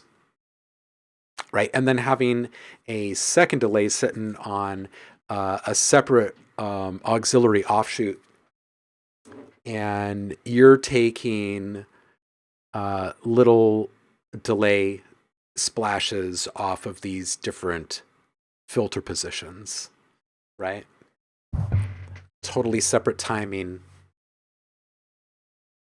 than the main delay you've already got on there, which is already super awesome and nice and heady and in a really, really great place. Kudos. Nice stopping points here. Really, really, really love the soup you're cooking up here. I think Laswell and Telby would both approve. I think the ambience, though, it does need to come down a bit. So I'd roll off the highs and lows in the reverb channel for it and then disclose that to taste over time. So there's like these kind of jangly highs, which are really nice. And there's not too much low, but there is like this kind of thickness that kind of comes in and out at times. So, you know, when things aren't as busy, you can play a little bit more with that stuff and pull our attention to this other dimension. Let's see what people saying. Fairy fervor. It's one diabolical ass beat, mad scientist type beat. It says for pearlescent. Nano says add a small accent sample rev to the intro bubble synth. Ooh. Roku says this track made me really happy. Where pearlescent said, I see someone mixing chemicals, smiling and shit. Blazin says, I stopped producing because of the music I'm hearing. You've just had an effect. Roku says it kind of harkens back to the old school way of doing dub. Yeah, that's why I was referencing the Laswell Tubby stuff over here. I feel like, yeah, they would approve. There's some knob twisting here that's happening in ways that don't normally occur these days. Yeah. Yeah. I think the filtering is key. You know, the reason why I bring this up, and the same reason why I phrased the ambience this way, is because if you go back and you listen to some early dub stuff, which is still, in my opinion, some of the best dub stuff because it got all of us thinking in this direction in the first place. But if you go back and you ask yourself, why did they do this to this sound? Like, why are they doing this?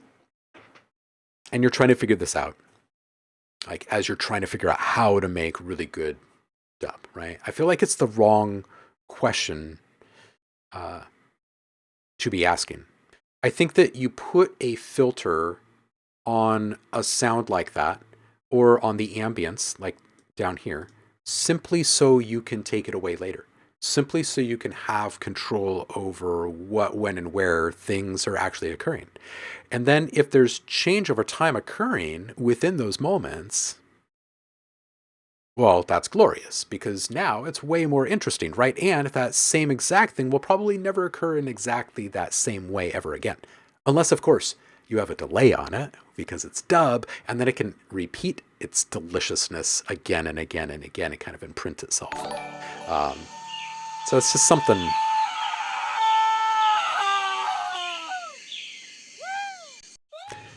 Gotta respect the gazelle. You could also put a little bit more gazelle in there for what it's worth. I mean, grimy, greasy fairies, I think. Gazelles.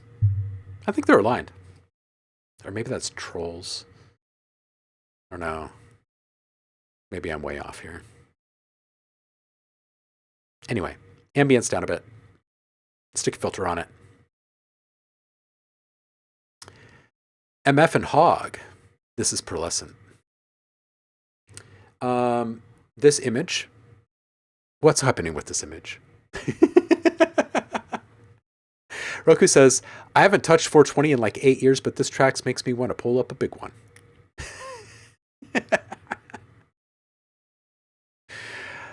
Yeah, big ups to Tubby. Thank you so much, MSP. Appreciate you, homie. Iron M says, I do find dub fascinating in that for fairly obvious reasons, Roland space echoes you can play like an instrument. Yes. Yes. I think that's what all of us really actually want. You know what I mean? Like, as knob twisters, we just really want to be able to twist knobs as our main instrument. That's really what it is. Pearlescent glow. Let's do this. It was a bit of storyboarding for a music video. Oh, that's great. Okay, well, now it lives on forever in this art.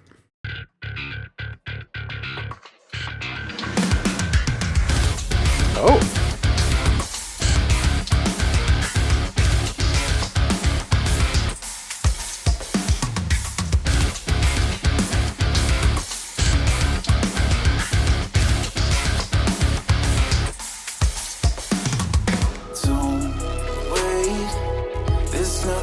Standing in the way I fornicate with my mistakes, hook, line, and sinker. Yeah, I took the bait and that fish shit bit my finger. Just tell me it's time to let go. It's time to give up. Still hear the echoes.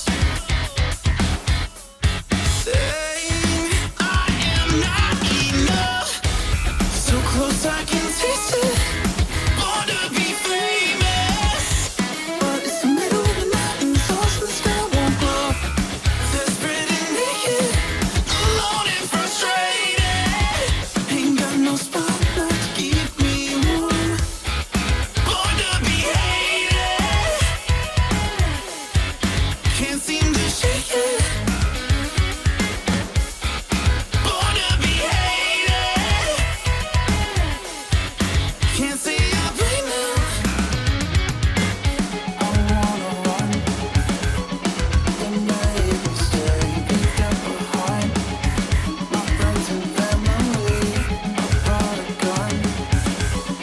We put it away, keeping it safe for another day. Just tell me it's time to let go. It's time to give up. Still hear the echoes saying I am not enough. It's the middle of the night and the stars in the sky won't glow. Ain't got no spotlight to keep me warm. So close I can taste it. Want to be famous. Desperate and naked, alone and frustrated. Can someone show me love?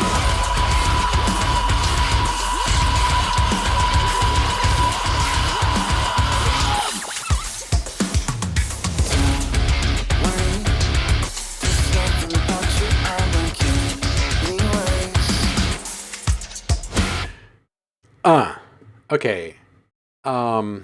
Pearlescent, first and foremost, this is great. It's super original in how everything is being mashed together. I love that there is clear and obvious inspiration on display here, and I love that you've kind of given yourself this challenge to kind of create this checklist of awesomeness. And I'm just going to put all of these freaking awesome artists in here. I'm just going to do all of this stuff here. Yeah,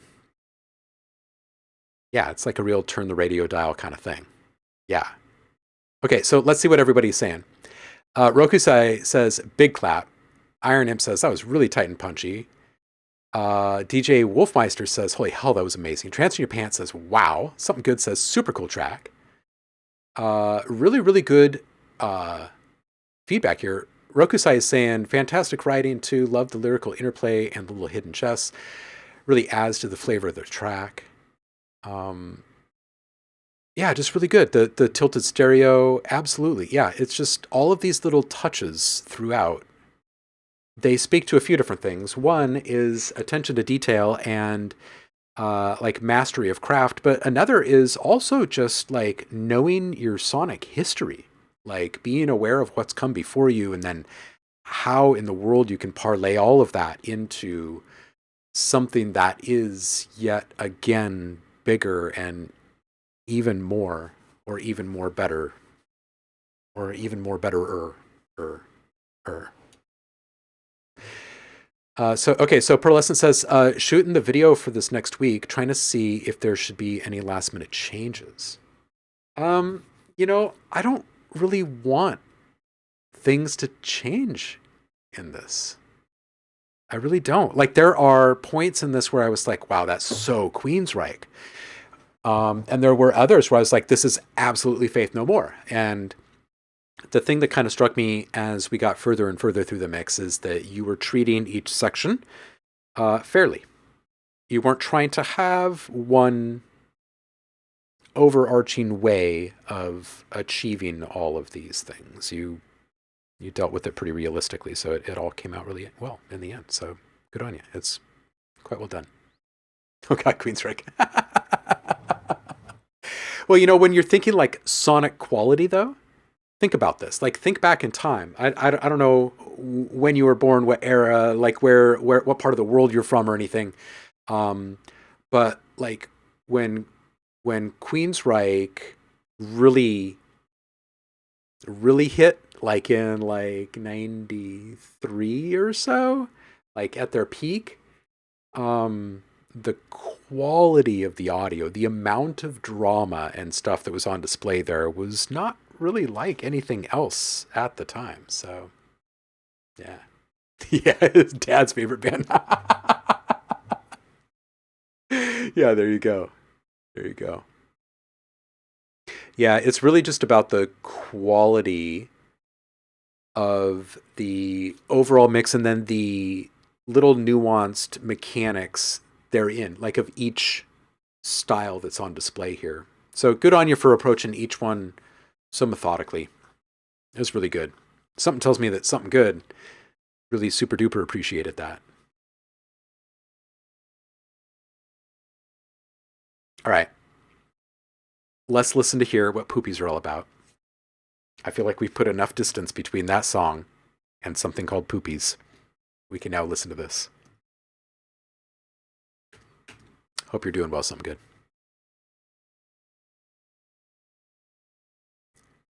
Poopies.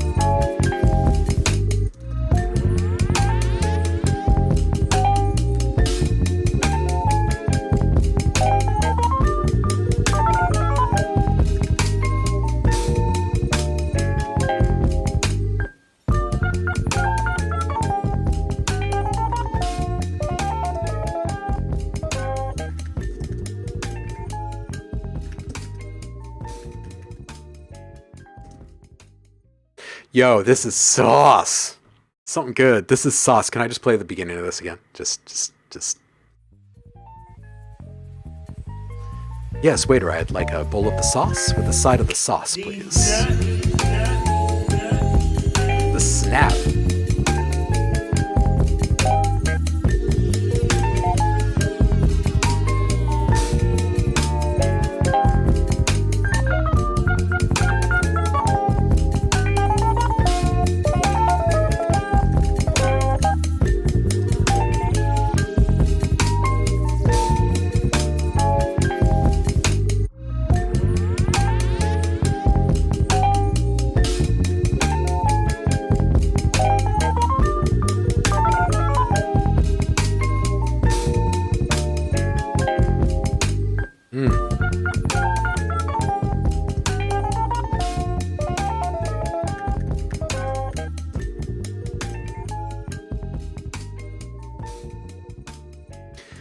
All right, I am now for the third time in one stream going to bring up the idea of taking a sustained element and shaping it by laying some sort of texture underneath it that is not heard in the project but is felt in the delivery of that sound.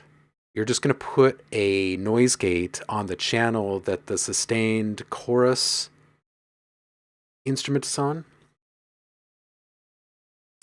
Sidechain signal into that noise gate some sort of texture.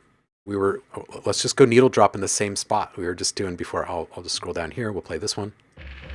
Could be this. Could be this.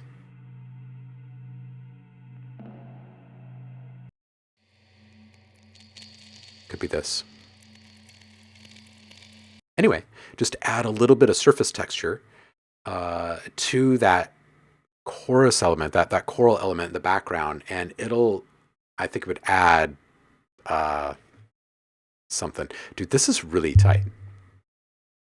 Already got that, but no noise gate. It's all high frequencies though, so maybe something lower. Okay, so what this does is instead of actually hearing any of the texture, this would be something that you don't hear. So if you already have some kind of texture in the project, you can actually use that to greater effect. You're going to sidechain into the noise gate. The noise gate is going to be on that pad, on that choral pad, right? Now, the noise gate is only going to open if the sidechain signal reaches a certain threshold. Okay, so now instead of just being omnipresent, like ooh, it would be like ooh, ooh, ooh, ooh, ooh, ooh, ooh. You know what I mean? It's just like tiny, tiny little variations, and you could make that as subtle and nuanced as you want, or as overt as you want, and you can control how much of the signal is cutting in and out through the noise gate. Let's just play an example for you really quick. We've got this conga beat here, so all we need now, let's grab a pad. I am not even going to listen to the pad. I'm just going to put it in here. And then I'm going to loop this. And then we're going to loop that. I'm going to take the volume of my conga down. I'm going to go over here to my pad. I'm going to put a noise gate on the pad. I'm going to go to my side chain. I'm going to open up my conga from the side chain. I'm going to hit play.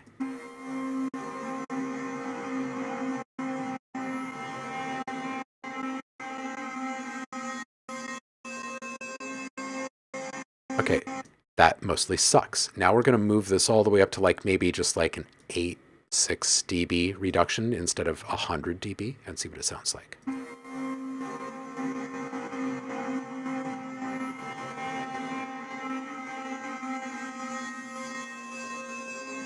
Okay, so here it is at a 3 dB reduction, and it's probably in a good spot. So it's just a tiny little wiggle that you can add to a sound. It's different than actually hearing the texture itself.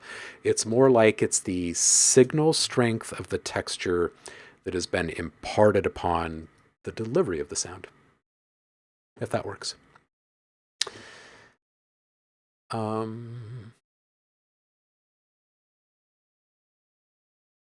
Yeah, exactly. Creates a wonderful underlying element that catches your attention, but without knowing why.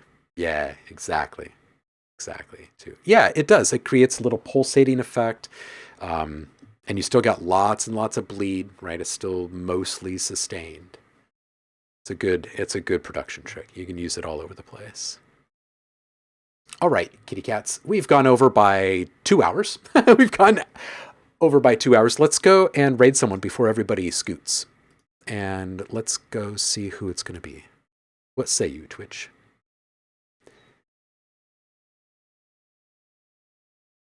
Twitch really wants me to start collaborating. All right, let's go see who's up right now. E-Town is still going. I was hanging out with them before the stream. Let's go back over to them. This is the point at which I usually start saying things like, I appreciate you guys, and I hope you have a wonderful weekend, and thank you so much for spending your Friday with me, and I hope you stay inspired and make wonderful, beautiful things over the weekend, and we will rejoin each other next week with some production streams and stuff. We'll be back at it on Monday, bright and early here, whatever time it will be for you there. Until then, know that you're appreciated. Stay inspired. I'll see you on the flip. Peace out.